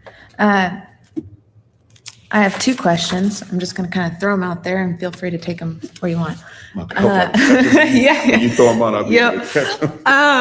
The first has to do with, because you've mentioned a lot of needing to do the research, getting to the data, looking at your education background, probably a highly data-driven statistic mindset. I'd love to know if there's a project that you've led or participated in where data drove the project and how your interaction was with that data in its application. And then the other is more of kind of a social question with the dynamics of the board. And we've got some great people on our board. You've mentioned Jabri, Mike. There's a level of familiarity, and it happens a lot, with people who are highly engaged in the community. How would you operate within that space in such a way that I'm trying to, where it doesn't become like a block, you know what I mean? And there's engagement, there's conversation, there's a level of discourse that allows for healthy conflict, but just to be resolved well. How do you keep that openness in the dialogue when there's that high level of familiarity? Because sometimes you need a little bit of that agitator space so that it doesn't just become groupthink. So those are kind of my two general questions. And I know we're running out of time here, but feel free to take those where you want. Yeah, once again, that's what it's about, differences in opinion, and coming to the table, once again, and interpreting differences in opinion. The goal isn't for everybody to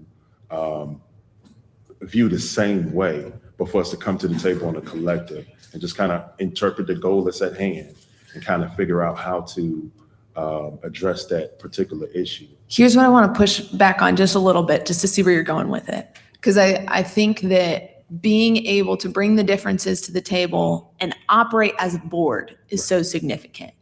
But it's going to be important with the level of familiarity to still bring the differences to the table. And so that's what I'm trying to push in on, is your comfort level with bringing Roman Franklin to the table with those with your unique differences of opinion. Yes, yes. I'm definitely comfortable in doing that, being myself. Once again, on the different boards you guys have already selected me to be on previously and that I'm currently on. I do that right now in those different scenarios. So that's the same skill set that I will bring to the table currently. And as far as special education, it's kind of where I kind of dissected data kind of on a daily basis with the IEPs, contacting parents, on the collecting data all around to figure out what's best for our kids and how to promote them and understand and accommodate them to be able to go to the next grade and ultimately reach graduation and be prepared for life. So yes, I'm very confident in being myself wherever I go. Cool. Thank you, Mr. Mayor. Thank you. Thank you. Got what, 5 minutes? 5 minutes, Mr. Roddy, anything? No? Mr. Deemer? We dwindled down. Yeah. Thank you, Mr. Franklin. Thank you. Thank you, team. Mr. Mayor, before we adjourn for the evening, so tomorrow or afternoon, tomorrow morning, we begin at 9 again, and that will conclude District 2 and then start and finish District 3. And then, of course, you all are scheduled to make appointments at the June 23rd general business meeting. Thank you. I won't be here tomorrow, Thank you. but I will watch. And you said the schedule is important. Yes, schedule is posted on our website and in your board portal.